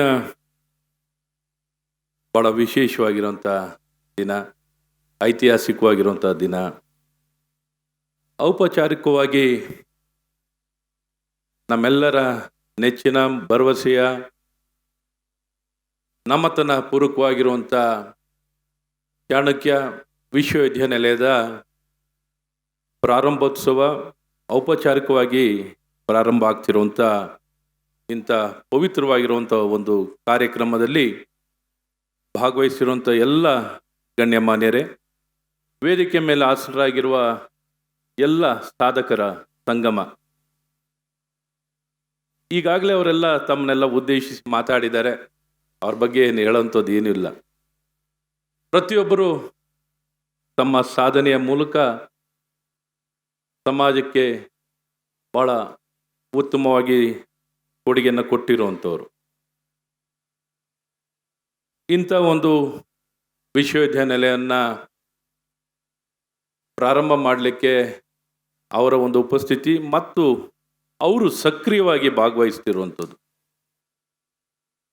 ಎಲ್ಲ ಶಕ್ತಿಗಳು ಒಗ್ಗೂಡಿ ಈ ಒಂದು ವಿಶ್ವವಿದ್ಯಾನಿಲಯವನ್ನು ಪ್ರಾರಂಭ ಮಾಡ್ತಿರುವಂಥದ್ದು ನಮ್ಮ ನಾಡಿಗೆ ನಿಜಕ್ಕೂ ಒಂದು ದೊಡ್ಡ ಭರವಸೆ, ಒಂದು ದೊಡ್ಡ ಭವಿಷ್ಯ ಅಂತ ಹೇಳಲಿಕ್ಕೆ ಇಷ್ಟಪಡ್ತೀನಿ. ಅದರಲ್ಲೂ ವಿಶೇಷವಾಗಿ 21ನೇ ಶತಮಾನ, ಈಗೆಲ್ಲ ನಮ್ಗೆ ಗೊತ್ತಿರುವಂಥ ವಿಚಾರ, ಜ್ಞಾನ ಆಧಾರಿತವಾಗಿರುವಂಥ ಶತಮಾನ ಮತ್ತು ಒಂದು ಆರ್ಥಿಕ ವ್ಯವಸ್ಥೆ. ಹಾಗಾಗಿ ಏನು ಮಾಡಿದ್ರೆ ನಮ್ಗೆ ಒಳ್ಳೆಯದು ಅನ್ನುವಂಥದ್ದು ಭಾಳ ಮುಖ್ಯವಾಗಿರುವಂಥ ವಿಚಾರ. ಆದರೆ ಕೆಲವ್ರಿಗೆ ಗೊತ್ತಿದೆ, ತುಂಬ ಜನಕ್ಕೆ ನಮ್ಗೆ ಗೊತ್ತಿಲ್ಲ. ಇವತ್ತು ಜ್ಞಾನಕ್ಕೆ ನಾವು ಅತಿ ಹೆಚ್ಚಿನ ಒತ್ತನ್ನು ಕೊಡಬೇಕಾಗಿದೆ. ಈ ಒತ್ತನ್ನು ಕೊಡೋಕ್ಕೆ ಎಷ್ಟು ಮಾಡಿದ್ರೂ ಸಾಲಲ್ಲ. ಇಷ್ಟು ಮಾಡಿದ್ರೆ ಜಾಸ್ತಿ ಆಯ್ತಪ್ಪ ಅಂದರೆ ಇಲ್ಲ, ಎಷ್ಟು ಮಾಡಿದ್ರೂ ಸಾಲಲ್ಲ. ನಮ್ಮನ್ನು ನಾವೇ ಸವಾಲು ಹಾಕ್ಕೊಳ್ಳುವಂಥದ್ದು. ಹಾಗಾಗಿ ಇವತ್ತು ಈ ಆವಿಷ್ಕಾರ ಮತ್ತು ಬದಲಾವಣೆಯ ಒಂದು ಪರಿಸ್ಥಿತಿಯಲ್ಲಿ, ಒಂದು ಹಿನ್ನೆಲೆಯಲ್ಲಿ ಬಹಳಷ್ಟು ಹೆಜ್ಜೆಗಳನ್ನು ಮುಂದೆ ಹಾಕಬೇಕಾಗಿದೆ. ನಾವು ಭಾಳ ಹಿಂದೆ ಇದ್ದೀವಿ. ನಾವು ಅನ್ಕೋಬೋದು ಭಾಳ ನಾವು ಮುಂದೆ ಇದ್ದೀವಿ ಅಂತ, ಖಂಡಿತ ಇಲ್ಲ. ಈ ಸತ್ಯವನ್ನು ಯಾವಾಗ ನಾವು ಅರ್ಥಕೋತೀವೋ, ಈ ಸತ್ಯವನ್ನು ಅರ್ಥಕೊಂಡು ಏನನ್ನು ಮಾಡಿದ್ರೆ ಒಳ್ಳೆಯದು ಅಂತ ಅರಿವಿನಿಂದ ನಾವು ಹೆಜ್ಜೆ ಮುಂದೆ ಹಾಕೋದು ಭಾಳ ಮುಖ್ಯವಾಗಿದೆ. ಇವತ್ತು ನಮಗೆ ಚಾಣಕ್ಯ ವಿಶ್ವವಿದ್ಯಾನಿಲಯ ಹೇಗೆ ಮಾಡ್ಬೋದು, ಏನನ್ನು ಮಾಡ್ಬೋದು, ಹೇಗೆ ಮನಸ್ಸಿದ್ರೆ ಮಾರ್ಗ ಇದೆ ಅನ್ನೋದಕ್ಕೆ ಒಂದು ಸಾಕ್ಷಿನೇ ಇವತ್ತು ಚಾಣಕ್ಯ ವಿಶ್ವವಿದ್ಯಾನಿಲಯ ಅಂತ ನಾನು ಹೇಳಕ್ಕೆ ಇಷ್ಟಪಡ್ತೀನಿ. ಇದೇನೋ ಒಂದು ಯೂನಿವರ್ಸಿಟಿ ಆಯ್ತಪ್ಪ ಅನ್ನೋದಲ್ಲ. ಈ ಯೂನಿವರ್ಸಿಟಿಯ ಒಂಥರ ಪ್ರಾರಂಭದಿಂದ ನನಗೂ ಒಂಚೂರು ಭಾಗವಹಿಸ್ಲಿಕ್ಕೆ ಅವಕಾಶ ಸಿಕ್ಕಿತ್ತು. ಒಂದು ಎಲ್ಲ ಹಂತದಲ್ಲೂ ನಾನು ಕೇಳಿಸ್ಕೊಳ್ತಿದ್ದೆ. ನನಗೂ ಭಾಳ ಸಂತೋಷ. ಯಾಕೆಂದರೆ ನನಗೂ ಗೊತ್ತಿರಲಿಲ್ಲ, ನಾನು ಶಿಕ್ಷಣ ಕ್ಷೇತ್ರದಲ್ಲಿ ಬಂದುಬಿಟ್ಟು ನಾನು ಉನ್ನತ ಶಿಕ್ಷಣ ಸಚಿವನಾಗ್ತೀನಿ ಅಂತ ನಾನು ಅಂದ್ಕೊಂಡಿರಲಿಲ್ಲ. ಆದರೆ ನನ್ನ ಭಾಗ್ಯ ಇವತ್ತು ಈ ಕ್ಷೇತ್ರದಲ್ಲಿ ಕೆಲಸ ಮಾಡಲಿಕ್ಕೆ ಅವಕಾಶ ಸಿಕ್ಕಿರುವಂಥದ್ದು ನನ್ನ ಜೀವನದ ಒಂದು ದೊಡ್ಡ ಭಾಗ್ಯ. ಯಾಕೆಂದರೆ ಇವತ್ತೇನಾದ್ರು ಭವಿಷ್ಯ ನೋಡಬೇಕು, ನಾವು ಸದೃಢರು, ನಾವು ಉತ್ತಮರು, ನಾವು ಸಾಧಕರು ಅಂತ ನಾವೇನು ಹೇಳಬೇಕು ಅಂದರೆ ಅದು ಈಗೆಲ್ಲ ಹಿರಿಯರು ಹೇಳಿದ್ರಲ್ಲ, ಜ್ಞಾನ ಜ್ಞಾನ ಜ್ಞಾನ. ಜ್ಞಾನ ಯಾರ ಹತ್ರ ಇದೆಯೋ ಅವರೇ ವಿಶ್ವದಲ್ಲಿ ನಾಯಕರು, ವಿಶ್ವಕ್ಕೆ ನಾಯಕತ್ವವನ್ನು ಮತ್ತು ಸಮಾಜಕ್ಕೂ ಸದೃಢತೆಯನ್ನು ಕೊಡಲಿಕ್ಕೆ ಸಾಧ್ಯವಾಗಿರುತ್ತೆ. ಹಾಗಾಗಿ ಬೇರೆ ಏನೇನೋ ನಮ್ಮ ಹತ್ರ ಎಷ್ಟೋ ಆಸ್ತಿ ಇದೆ, ಏನೇನೋ ಇದೆ ಅಂತ ಅಂದ್ಕೊಂಡು ನಾವೇನೋ ಅಂದ್ಕೊಂಡು ಕೂತಿದ್ರೆ ನಾವೆಲ್ಲೂ ಲೆಕ್ಕಕ್ಕೂ ಇರಲ್ಲ. ಹಾಗಾಗಿ ಈ ಸತ್ಯವನ್ನು ಅರ್ಥಕೊಂಡು ನಾವು ಮುಂದೆ ಸಾಗುವಂಥದ್ದಾಗಬೇಕು. ಇವತ್ತು ಸಮಯದ ಮಿತಿ ಇರೋದ್ರಿಂದ ನಾನಿನ್ನು ಹೆಚ್ಚು ಹೇಳಲಿಕ್ಕೆ ಹೋಗಲ್ಲ, ಒಂದೆರಡು ಮಾತು ಹೇಳಿ ಮುಗಿಸ್ಬಿಡ್ತೀನಿ. ಇವತ್ತು ನಮ್ಮ ಶಿಕ್ಷಣವನ್ನು ಯಾವ ದಾರಿಯಲ್ಲಿ ಕೊಡಬೇಕು ಅನ್ನೋಂಥದ್ದು ಬಹಳ ಪ್ರಮುಖವಾದಂಥ ವಿಚಾರ ಆಗಿದೆ. ಎಲ್ಲರೂ ಶಿಕ್ಷಣ ಕೊಡ್ತಿದ್ದಾರೆ, ಶಿಕ್ಷಣ ಸಂಸ್ಥೆ ಇದೆ, ಯಾರು ಓದಬೇಕು ಹೋಗ್ಲಿಕ್ಕೆ ಅವಕಾಶ ಇದೆ. ಆದರೆ ಯಾವ ರೀತಿ ಕಲಿಸ್ತಾ ಇದ್ದೀವಿ? ಸಂಖ್ಯೆನ, ಗುಣಮಟ್ಟನ? ಸೊ ಸಂಖ್ಯೆ ಗುಣಮಟ್ಟದಲ್ಲಿ ಸಂಖ್ಯೆನೂ ಬೇಕು, ಗುಣಮಟ್ಟನೂ ಬೇಕು. ಹಾಗಾದರೆ ಸಂಖ್ಯೆ ಕೊಡ್ತೀವಿ ಅಂತ ಗುಣಮಟ್ಟ ಕೈ ಬಿಡ್ಲಿಕ್ಕಾಗಲ್ಲ. ಇವತ್ತು ಭಾಳ ಹೆಮ್ಮೆಯಿಂದ ನನ್ನ ಗೊತ್ತಿದ್ದ ಅಲ್ಪ ತಿಳುವಳಿಕೆನಲ್ಲಿ ನಾನು ಹೇಳಕ್ಕೆ ಇಷ್ಟಪಡೋದು, ಪ್ರಾಬ್ಲಿ ಸ್ವಾತಂತ್ರ್ಯ ಬಂದ ನಂತರ ಒಂದು ಭಾಳಷ್ಟು ಭರವಸೆಯ ನಿಜವಾದ ಒಂದು ಸುಧಾರಣೆ, ಒಂದು ಒಳ್ಳೆ ಪಾಲಿಸಿ ಅಂತ ಬಂದಿರೋದೇ ನಮ್ಮ 3ನೇಯ ರಾಷ್ಟ್ರೀಯ ಶಿಕ್ಷಣ ನೀತಿ ಅಂತ ಭಾಳ ವಿಶ್ವಾಸದಲ್ಲಿ ಹೇಳಕ್ಕೆ ಇಷ್ಟಪಡ್ತೀನಿ. ನಮ್ಮ ಜನನಾಯಕರು, ನಮ್ಮ ಸನ್ಮಾನ್ಯ ಪ್ರಧಾನಮಂತ್ರಿಗಳಾದಂಥ ನರೇಂದ್ರ ಮೋದಿಯವರು ಈ ವಿಚಾರದಲ್ಲಿ ಬಹಳಷ್ಟು ಸ್ಪಷ್ಟತೆಯನ್ನು ಇಟ್ಕೊಂಡು ಈ ಗಣ್ಯಮಾನ್ಯರು ಇವತ್ತೇನು ಡ್ರಾಫ್ಟನ್ನು ಮಾಡಿದಂಥ ಆಥರ್ಗಳು ಇವತ್ತು ಇಲ್ಲಿದ್ದಾರೆ. ಮಂಜುಳ್ ಭಾರ್ಗವರಾಗಲಿ, ಅಮೇರಿಕದಲ್ಲಿದ್ದರೂ ಸಹ ನಮ್ಮ ಕಸ್ತೂರಿ ರಂಗನ್ ಅವ್ರ ಜೊತೆ ಸದಾ ಸಂಪರ್ಕದಲ್ಲಿದ್ದಂಥ ವ್ಯಕ್ತಿ. ನನಗೆ ಮಂಜುಳ್ ಭಾರ್ಗವರನ್ನ ಇವತ್ತು ಖುದ್ದಾಗಿ ಮೀಟ್ ಆಗ್ತಿರುವಂಥ ಮೊದಲನೇ ಕಾರ್ಯಕ್ರಮ. ಆದರೆ ಎಲ್ಲಿಂದ ಹೇಗೆ ಶಕ್ತಿಗಳು ಕೆಲಸ ಮಾಡ್ಬೋದು ಅನ್ನೋದಕ್ಕೆ ಉದಾಹರಣೆ ಇವತ್ತೇನು ಅವ್ರು ಹೇಳಲೇ ಇಲ್ಲ. ಮಂಜುಳ್ ಭಾರ್ಗವರು ನನಗೂ ಇನ್ನೂ ಯಾರು ಹೇಳಿಲ್ಲ, ಬಟ್ ನಾನು I can spell it. S, participated in a very big way for drafting of national education policy along with doctor Kasturi Rangan. ನಮ್ಮ MK ಶ್ರೀಧರ್ ಅವರು ಈ ವಿಶ್ವವಿದ್ಯಾನಿಲಯದ ಚಾನ್ಸಲರ್ ಆಗಿ ಪ್ರಾರಂಭ ಆಗ್ತಿರೋದು ನಮ್ಮೆಲ್ಲರ ಭಾಗ್ಯ. ಹಾಗೆ ಪ್ರೋ ಚಾನ್ಸಲರ್ ಆಗಿರುವಂಥ ಕುಮಾರ್ ಅವರು. ಇವತ್ತು ಈ ಒಂದು ರಾಷ್ಟ್ರೀಯ ಶಿಕ್ಷಣ ನೀತಿಯನ್ನು ನಾವು ಸಂಪೂರ್ಣವಾಗಿ ಅನುಷ್ಠಾನಕ್ಕೆ ತರ್ತಾ ಇದ್ದೀವಿ ಅನ್ನೋಂಥದ್ದನ್ನ ಭಾಳಷ್ಟು ಹೆಮ್ಮೆಯಿಂದ ಭಾಳ ಸ್ಪಷ್ಟ ಸಂದೇಶ ಕೊಟ್ಟಿರುವಂಥ ಮೊದಲನೇ ಯೂನಿವರ್ಸಿಟಿ ಅಂದರೆ ಅದು ಚಾಣಕ್ಯ ವಿಶ್ವವಿದ್ಯಾನಿಲಯ ಅನ್ನೋದನ್ನ ಹೇಳಕ್ಕೆ ಇಷ್ಟಪಡ್ತೀನಿ. ನಾವು ಅನುಷ್ಠಾನ ಮಾಡಿದ್ವಿ, ಆದರೆ ಸ್ಪಷ್ಟವಾಗಿ ಸಂದೇಶ ಕೊಡಲಿಕ್ಕೆ ಯಾರು ಮುಂದೆ ಇರಲ್ಲ. ಹೇಳಬೇಕು ನಾವು ಏನು ಮಾಡ್ತಾ ಇದೀವಿ ಅಂತ ಹೇಳುವಂಥದ್ದನ್ನ ಸ್ಪಷ್ಟತೆ ಹೇಳೋಕ್ಕಾಗಲಿಲ್ಲ ಅಂದಾಗ ಭಾಳ ಕಷ್ಟ. ಹಾಗಾಗಿ ಭಾಳ ಸ್ಪಷ್ಟವಾಗಿ ಹೇಳಬೇಕು, ನಾವು ಏನು ಕೊಟ್ಟಿದ್ದೀವಿ, ನಮ್ಮ ವಿಶ್ವವಿದ್ಯಾನಿಲಯದಲ್ಲಿ ಯಾವ ರೀತಿ ಕಾರ್ಯರೂಪಕ್ಕೆ ತರ್ತೀವಿ, ಯಾವ ರೀತಿ ನಮ್ಮ ಮಕ್ಕಳ ಭವಿಷ್ಯವನ್ನು ಬದಲಾಯಿಸ್ತೀವಿ. ನಾವು ಇಡೀ ವಿಶ್ವದಲ್ಲೇ ಯಾರಿಗಿಂತಲೂ ಶಿಕ್ಷಣದಲ್ಲಿ ಗುಣಮಟ್ಟದಲ್ಲಿ ಕಮ್ಮಿ ಇಲ್ಲ ಅನ್ನೋಂಥ ಸಂದೇಶ ಎಲ್ಲಿವರೆಗೂ ನಾವು ಕೊಡೋಲ್ಲ, ಅಲ್ಲಿವರೆಗೂ ನಮಗೆ ಭವಿಷ್ಯ ಭಾಳ ಕಷ್ಟ. ಹಾಗಾಗಿ ಸ್ಪಷ್ಟವಾಗಿ ನಾವು ಹೇಳಬೇಕು, ಇಡೀ ವಿಶ್ವದ ದರ್ಜೆಯ ಶಿಕ್ಷಣ ನಮ್ಮ ಮಕ್ಕಳಿಗೆ ನಾವು ಕೊಡ್ತೀವಿ ಅನ್ನೋಂಥ ಸಂದೇಶ ಕೊಟ್ಟಾಗ ಮಾತ್ರ ನಾವು ಇದಕ್ಕೂ ನಿಜಕ್ಕೂ ನಮ್ಮ ಇಡೀ ವಿಶ್ವದಲ್ಲೇ ಒಂದು ಒಳ್ಳೆ ಸ್ಥಾನಕ್ಕೆ ನಾವೇನು ವಿಶ್ವದಲ್ಲೇ ನಂಬರ್ 1 ಆಗಬೇಕು ಅಂತ ಗುರಿಯನ್ನು ಇಟ್ಕೊಂಡಿದ್ದೀವೋ, ಇವತ್ತು ದೇಶದಲ್ಲಿ ನಂಬರ್ 1 ಆಗಿದ್ದೀವಿ. ಇಡೀ ವಿಶ್ವದಲ್ಲಿ ನಂಬರ್ 1 ಆಗಬೇಕು ಅಂದರೆ ಇದೊಂದೇ ದಾರಿ, ಬೇರೆ ಇನ್ಯಾವ ದಾರಿನೂ ಇಲ್ಲ. ಸಮಾನತೆ ಬಗ್ಗೆ ಮಾತಾಡ್ತಾ ಇದ್ದೀವಿ. ಸಮಾನತೆ ಪಡಿಬೇಕು ಅಂದರೆ ಶಿಕ್ಷಣನೇ. ಇನ್ಕ್ಲೂಸಿವ್ ಆಗಿರಬೇಕು, ಈಕ್ವಿಟಬಲ್ ಆಗಿರಬೇಕು ಅಂತ ಏನು ಬಯಸ್ತೀವೋ ಇವೆಲ್ಲವೂ ಶಿಕ್ಷಣದ ಮೂಲಕನೇ ಪಡಿಲಿಕ್ಕೆ ಸಾಧ್ಯ ಆಗುತ್ತೆ. ಯಾರು ಇದನ್ನು ಸರಿಯಾಗಿ ನಾವು ಅನುಷ್ಠಾನವನ್ನು ಮಾಡ್ತೀವೋ ಆಗ ಮಾತ್ರ ನಮ್ಮ ನಾಡಿಗೆ ಒಳ್ಳೆ ಭವಿಷ್ಯ. ಹಾಗಾಗಿ ಈ ದಿಕ್ಕಲ್ಲಿ ನಮ್ಮ ಕರ್ನಾಟಕ ರಾಜ್ಯ ಸರ್ಕಾರ, ನಮ್ಮ ನಿಕಟಪೂರ್ವ ಮುಖ್ಯಮಂತ್ರಿಗಳಾದಂಥ ಯಡಿಯೂರಪ್ಪನವರು ಭಾಳ ಸ್ಪಷ್ಟವಾಗಿ ಇಡೀ ದೇಶದಲ್ಲಿ ಪ್ರಪ್ರಥಮವಾಗಿ ಇದನ್ನು ಅನುಷ್ಠಾನ ಮಾಡಲಿಕ್ಕೆ ಅವರ ನಾಯಕತ್ವದಲ್ಲಿ ನಾವು ಮಾಡಿದ್ವಿ. ಹಾಗಾಗಿ ಹೆಮ್ಮೆ ಇದೆ. ಖಂಡಿತ ನಮ್ಮ ನಾಡಿನ ಭವಿಷ್ಯ ಖಂಡಿತ ಬದಲಾವಣೆ ಆಗೇ ಆಗುತ್ತೆ. ಮುಂದಿನ 25 ವರ್ಷ ಕಾಲ ಏನು ಅಮೃತ ಕಾಲ ಅಂತ ನಮ್ಮ ಪ್ರಧಾನಮಂತ್ರಿ ಹೇಳಿದ್ದಾರೆ. ಈ 25 ವರ್ಷದಲ್ಲಿ ಈಗ ಹಾಕಿರುವಂಥ ಬುನಾದಿ ನಮ್ಮ ನಾಡನ್ನು ಇನ್ನೂ ಎತ್ತರಕ್ಕೆ ಕೊಂಡೊಯ್ಯೋದು ಖಂಡಿತ ಶತಸಿದ್ಧ, ಖಂಡಿತ ಆಗುತ್ತೆ ಅಂತ ನಿಮ್ಗೆ ವಿಶ್ವಾಸವನ್ನು ಕೊಟ್ಟು ನಾನು 2 ಮಾತು ಹೇಳಲಿಕ್ಕೆ ಅವಕಾಶವನ್ನು ಮಾಡಿಕೊಟ್ಟಂಥ ಸಮಸ್ತರಿಗೆ ವಂದಿಸಿ ಪ್ರಾರಂಭದಿಂದನೂ ನೋಡ್ಕೊಂಡು ಬಂದೆ. ಏನೊಂದು ಆಧಾರದ ಸ್ವಾಗತ, ಒಂದು ಭಾವನೆಗಳು ನೋಡಿದಾಗ ನಿಜಕ್ಕೂ ಸಂತೋಷ ಆಯಿತು. ಈ ಒಂದು ಕಾರ್ಯಕ್ರಮ ಒಂದು ವಿದ್ಯುತ್ವಾಗಿ ಎಲ್ಲರ ಭಾವನೆಯ ಪೂರಕವಾಗಿದೆ. ಮತ್ತು ಈ ಯೂನಿವರ್ಸಿಟಿ ಎಲ್ಲರೂ ಹೇಳಿದಾಗ it is a people's university. ಎಲ್ಲರೂ ಸೇರಿ ಹಣವನ್ನು ಕೊಡಬೇಕು, ಕಾಂಟ್ರಿಬ್ಯೂಟ್ ಮಾಡಬೇಕು, ನಮ್ಮ ಭವಿಷ್ಯನ ರೂಪಿಸ್ಕೋಬೇಕು. ಅಂದರೆ ಇಲ್ಲಿ ಯಾರು ಅವ್ರ ಭವಿಷ್ಯ ರೂಪಿಸ್ಕೊಳ್ಳೋಕೆ ಕೂತಿಲ್ಲ, ಅವ್ರು ಆಲೇ ಭವಿಷ್ಯ ರೂಪಿಸ್ಕೊಂಡ್ಬಿಟ್ಟಿದ್ದಾರೆ. ಸೊ ಹಾಗಾಗಿ ಇವ್ರಿಗೆ ಯಾರಿಗೂ ರೂಪಿಸ್ಕೊಳ್ಬೇಕಾಗಿಲ್ಲ. ನಮ್ಮ ಮಕ್ಕಳ ಭವಿಷ್ಯವನ್ನು ರೂಪಿಸ್ಕೋಬೇಕು ಅನ್ನೋದಾದರೆ ಈ ಯೂನಿವರ್ಸಿಟಿಗೆ ಎಲ್ಲ ಸಹಕಾರ ಕೊಡಬೇಕು. ಎಲ್ಲ ವಿದ್ಯಾಸಂಸ್ಥೆಗಳ ಮೂಲಕನೇ ನಮ್ಮ ಭವಿಷ್ಯ ಕಾಣಲಿಕ್ಕಾಗುತ್ತೆ. ನಮ್ಮ ಮನೆಯಲ್ಲಿ ಇಷ್ಟು ಆಸ್ತಿ ಇದೆ ಅನ್ನೋದಕ್ಕೆ ಭವಿಷ್ಯ ಕಾಣಲ್ಲ. ಹಾಗಾಗಿ ನಮ್ಮ ಭವಿಷ್ಯವನ್ನು ವಿದ್ಯಾಸಂಸ್ಥೆಗಳ ಮೂಲಕ ಮಾತ್ರ ಕಾಣಲಿಕ್ಕೆ ಸಾಧ್ಯವಿದೆ ಅನ್ನುವಂಥ ಒಂದು ನಂಬಿಕೆ ಮತ್ತು ಒಂದು ಒಳ್ಳೆಯ ಸಂದೇಶ ಇವತ್ತು ಸಿಕ್ಕಿರುವಂಥದ್ದನ್ನ ನಾವೆಲ್ಲರೂ ಮುಂದೆ ತಗೊಂಡೋಗೋಣ ಅಂತ ತಿಳಿಸಿ ನನ್ನ ಮಾತನ್ನು ನಿಲ್ಲಿಸ್ತೀನಿ. ಜೈ ಹಿಂದ್, ಜೈ Karnataka. Thank you so much, sir, for your words of encouragement. We are very happy to place on record that for the first year of academics at Chanakya University, we have students representations from 15 states, and I'm sure global is not far away for us.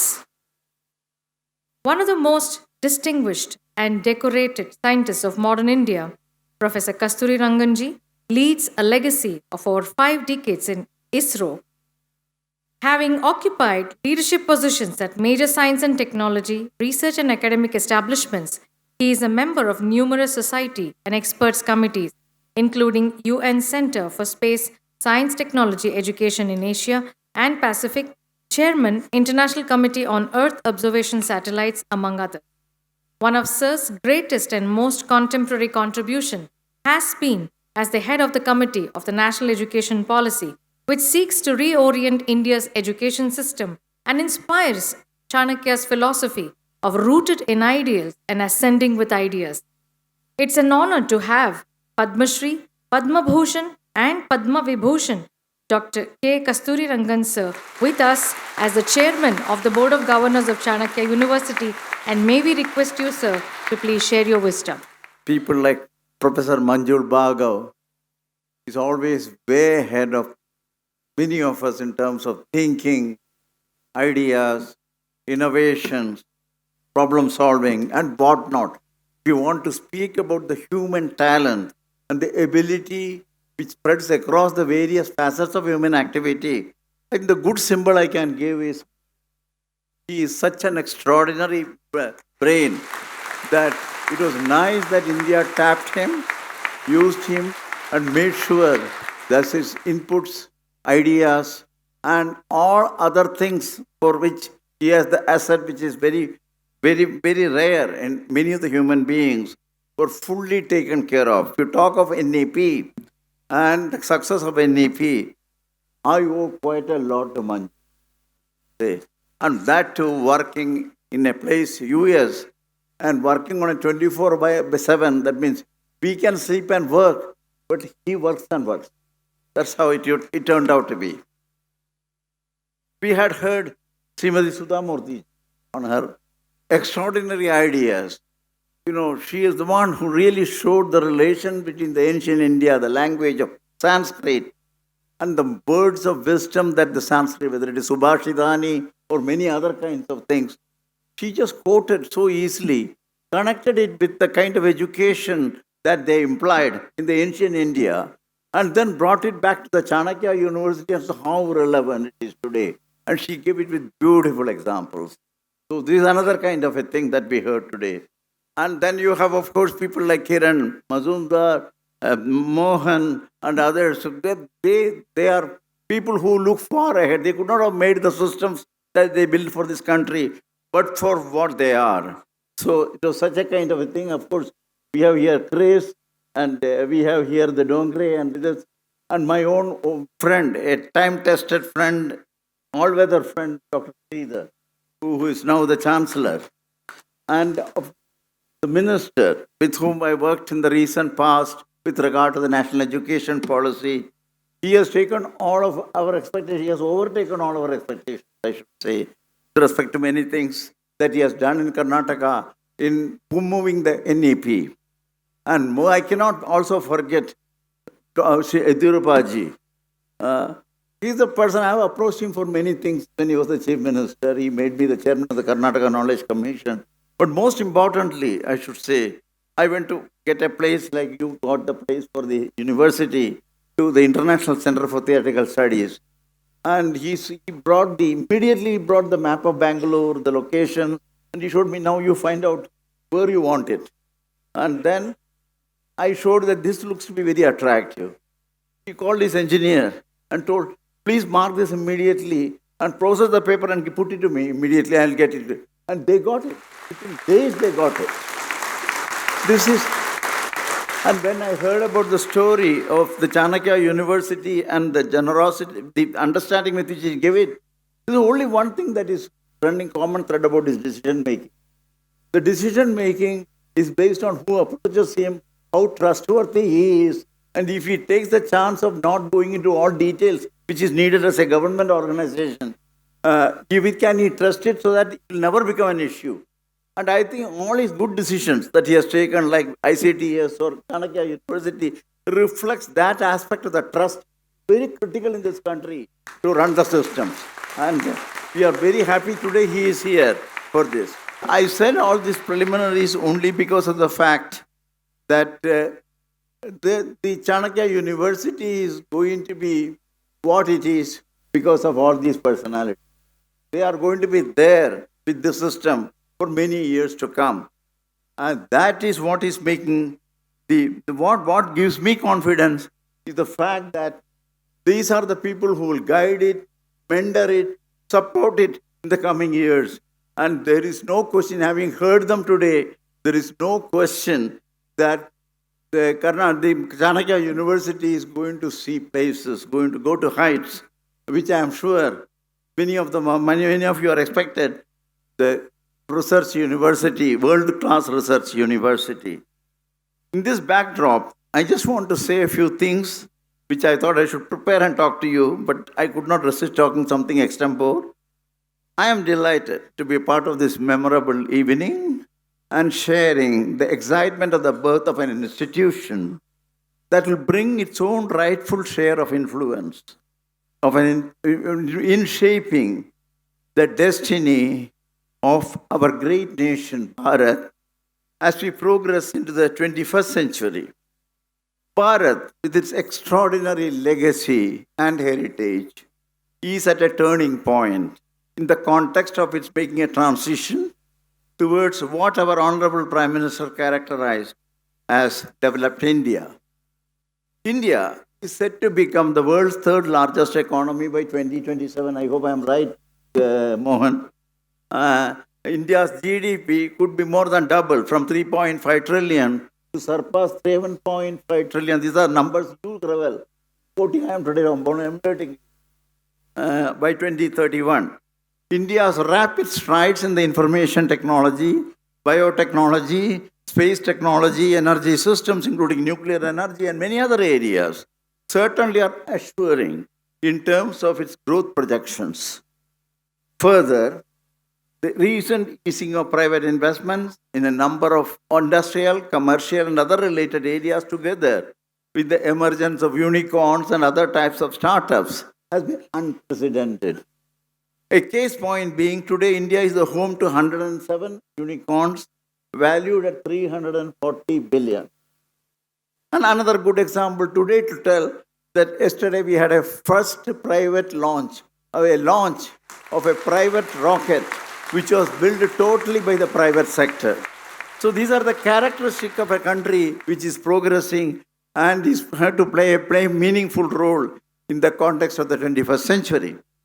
The ambitious agenda towards a vision for India in 2047, that is what Mohan said, the 100th year, that the 100th year of its India is beautifully encrypted in the word Amrit, which stands for A for access, inclusion, and equity, M for maximizing technology, R for research, innovation, and creativity, I for internationalization, T for towards a sustainable future. Central to this entire vision is for Bharat to reach a preeminent position as a leader in the areas of education, research, and innovation. This recognition made the present government to go for a totally revamped educational agenda that fulfills the aspirational goals of the 21st century youth to have a meaningful, constructive role as a part of the society and its development. I see Chanakya University as a fitting response to this Amrit vision, entering the vast and intricate knowledge arena at the most opportune moment, with its aspiration to reach the peak of its performance, the foreseeable future. This university is destined to witness transforming itself into a world-class research university well before it reaches its silver jubilee year, that is, coinciding with India's 100th year of independence. I see a great journey ahead, beginning today, which all of us here are highly privileged to be a part of. Chanakya University has been founded by great visionaries whose credentials are unmatched, whose familiarity with education, academics, and related activities impeccable, and whose commitment and dedication to the cause of education is unparalleled. Some of them have been also a part of the drawing up of the vision and mission of the new education policy 2020. This has brought in additional authenticity to the purpose, vision, and values in conceptualizing the academic architecture of this institution. Some of the most eminent individuals who symbolize the foundational spirit of this university are here with us.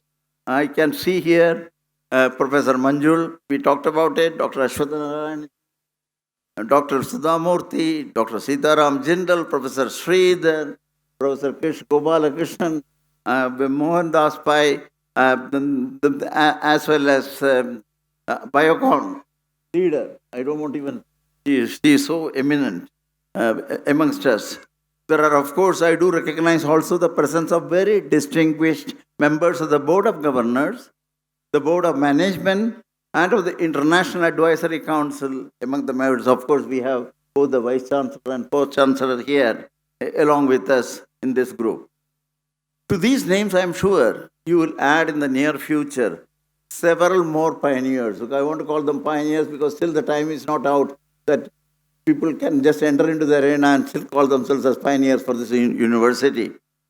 But they will be whose commitment and dedication to the cause of education is unparalleled. Some of them have been provide the base for this institution Many of them will provide the base for this, what this institution will be in the coming years, the pioneers that I have been talking about.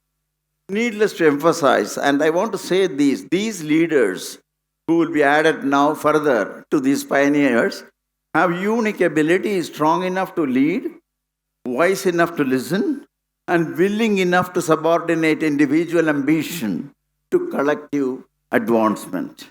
That is the uniqueness of the pioneers that we will have for Chanakya University in the coming years. I would like to use this occasion to briefly highlight the importance and the key role that the universities play in progress of any nation. Universities are the fountains with the nation building rests. They symbolize academic freedom and fountainhead of inspiration, acting as perennial sources to generate and disseminate new ideas and knowledge. Secondly, the world-class universities engage in cutting-edge research along with teaching the next generation, their students. Further, world-class universities produce students who will go on to be the leaders in all walks of life, specifically in scholarship, the professions, and public life. Thirdly, great universities must allow their researchers the freedom to experiment, succeed, and sometimes fail. The researchers should be able to make grand mistakes as well as grand discoveries. It is often through making these mistakes that the grand discoveries are made. Lastly, the world-class universities have permeable boundaries. This implies encouraging interdisciplinary research and teaching, working with other agencies like private sector, and fostering and encouraging partnership with industry, and even encouraging international collaboration. The bottom line is that the world-class universities look outward, think beyond conventional boundaries of today. The students that we educate today will have opportunities to go and live and work in a range of cultures. We must equip them for this life for teaching, offering other types of experiences, meeting their contemporaries elsewhere, and so on. The question of bringing about transformation in the Indian universities so that they become really examples of international diversity is going to be quite challenging. As a first step, we could experiment with bringing in several diverse cultures that this country offers to be brought within the ambience of a university environment so that the broader national outlook is made possible.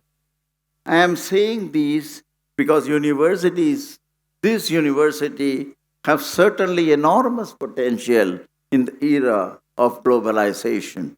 The question is whether we can boldly take up these opportunities and make a virtue of the same.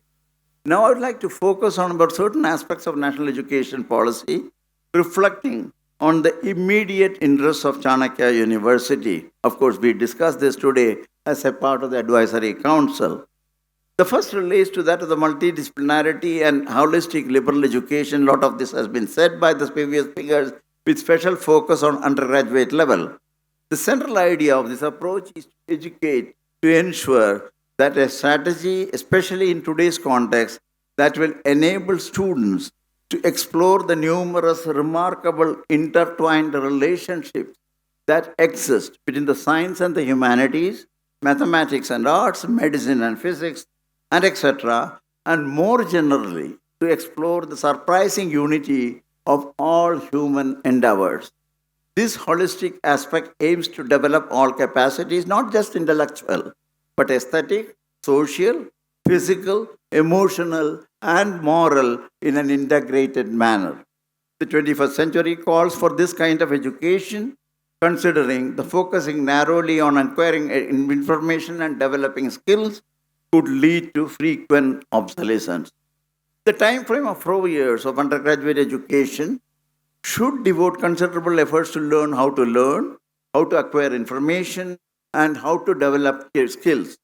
This means learning to learn and read closely, to think critically, to disentangle arguments, and to separate truth from untruth.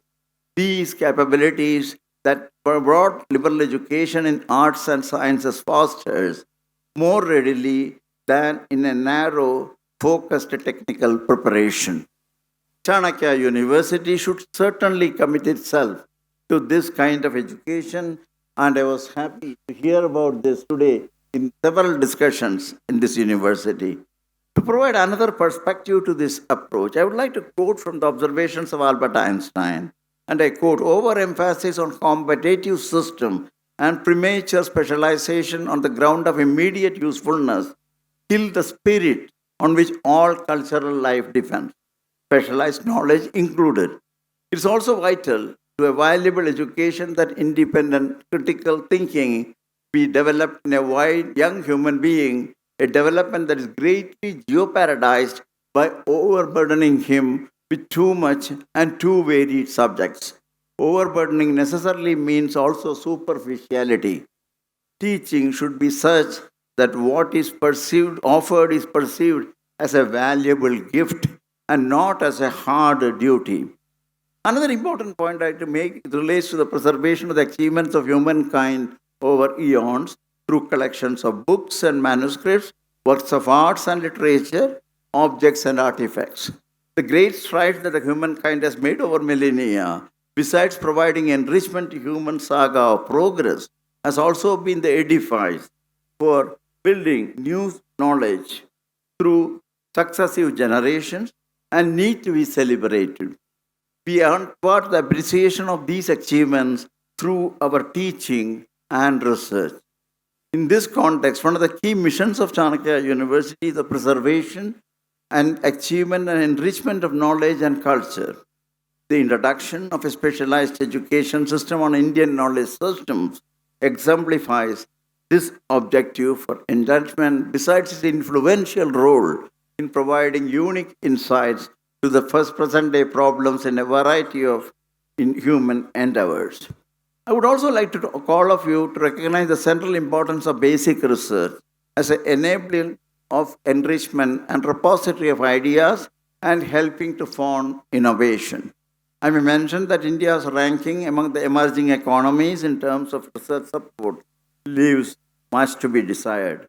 Only the other day, Mr. Narayana Murthy, founder, Infosys, and an eminent visionary of this country, lamented about the inadequate research support, unsatisfactory aspects of the quality of higher education, and the poor global ranking of the Indian higher educational institutions, with resultant impact on the vital development, for example, in the areas like vaccine for a variety of healthcare needs.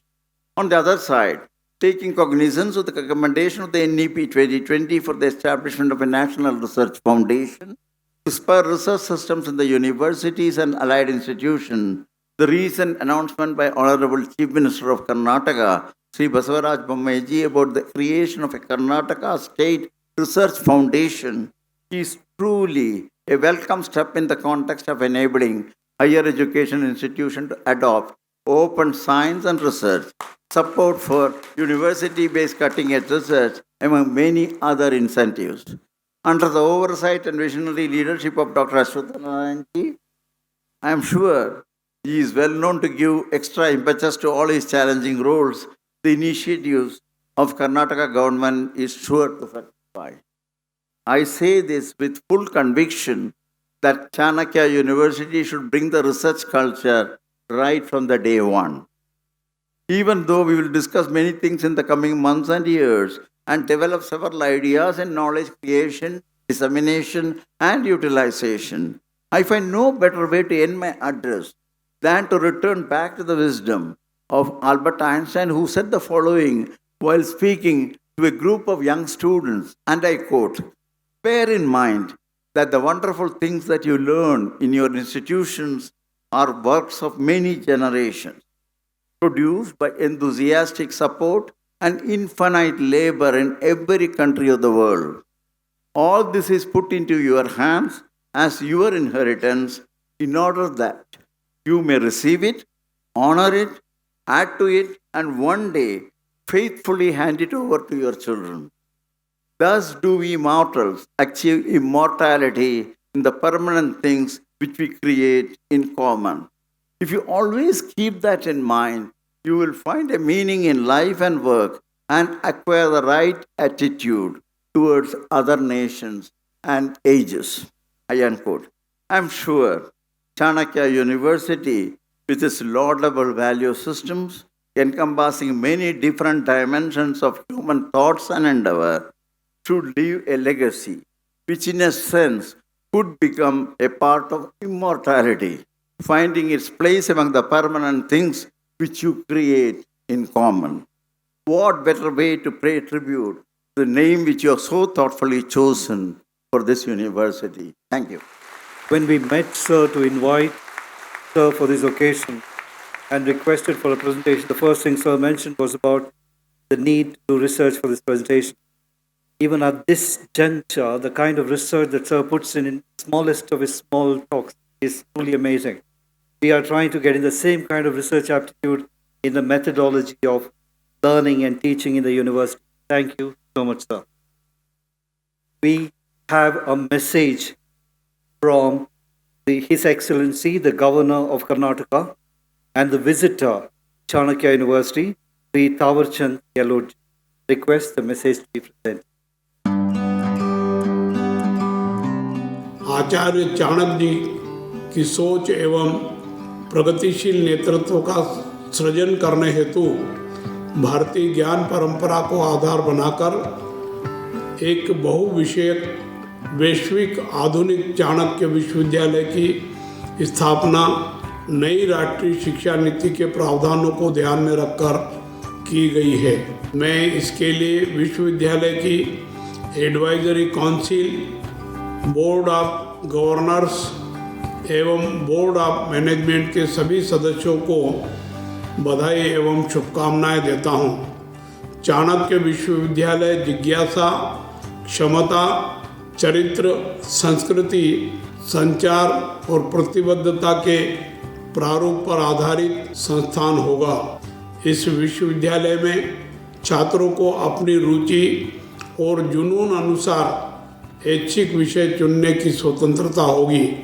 इस विश्वविद्यालय का global campus Bengaluru अंतर्राष्ट्रीय हवाई अड्डे और aerospace industrial zone, जिसमें 1000 से अधिक मल्टीनेशनल कॉरपोरेट हैं, के पास स्थित है, जो छात्रों को प्रोजेक्ट्स, इंटर्नशिप और उद्योगपतियों के साथ बातचीत के माध्यम से सीखने और उद्योगों के साथ संपर्क बनाने के लिए प्रोत्साहित करेगा। प्रसिद्ध उद्योगपतियों और अकादमिक व्यक्तियों द्वारा निर्देशन प्राप्त होगा तथा लाभदायक सलाह मिलेगी।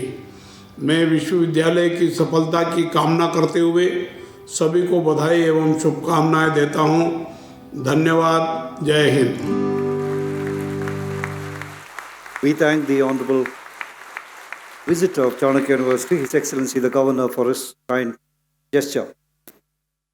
An engineering graduate, an activist and a social leader with deep involvement in the education system of India, Sri Nagaraj Reddy has spent over 30 years in student organization, involved himself with youth empowerment initiatives, heads multiple institutions of education and youth empowerment.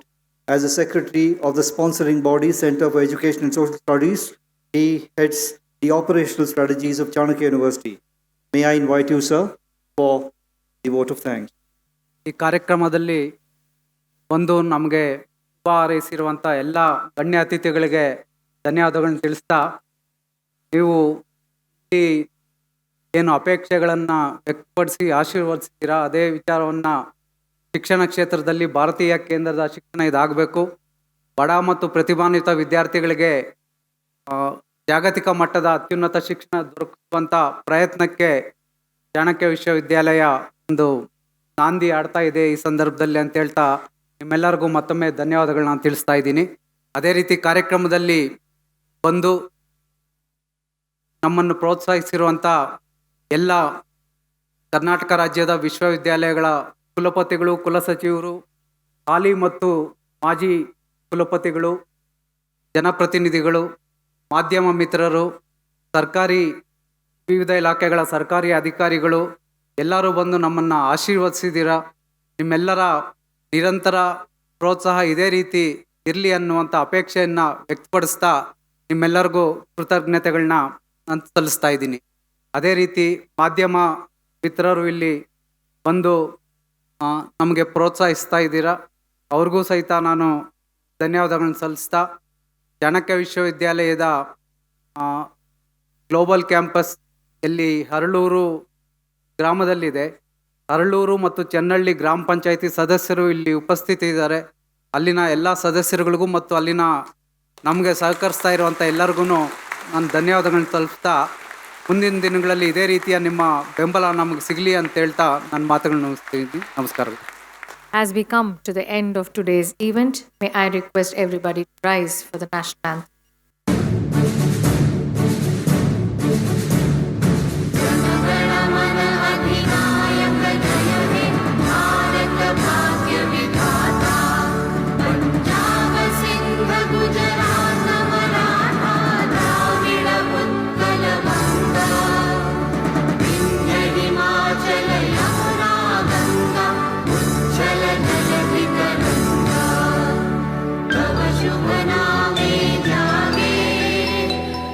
शुभाशिष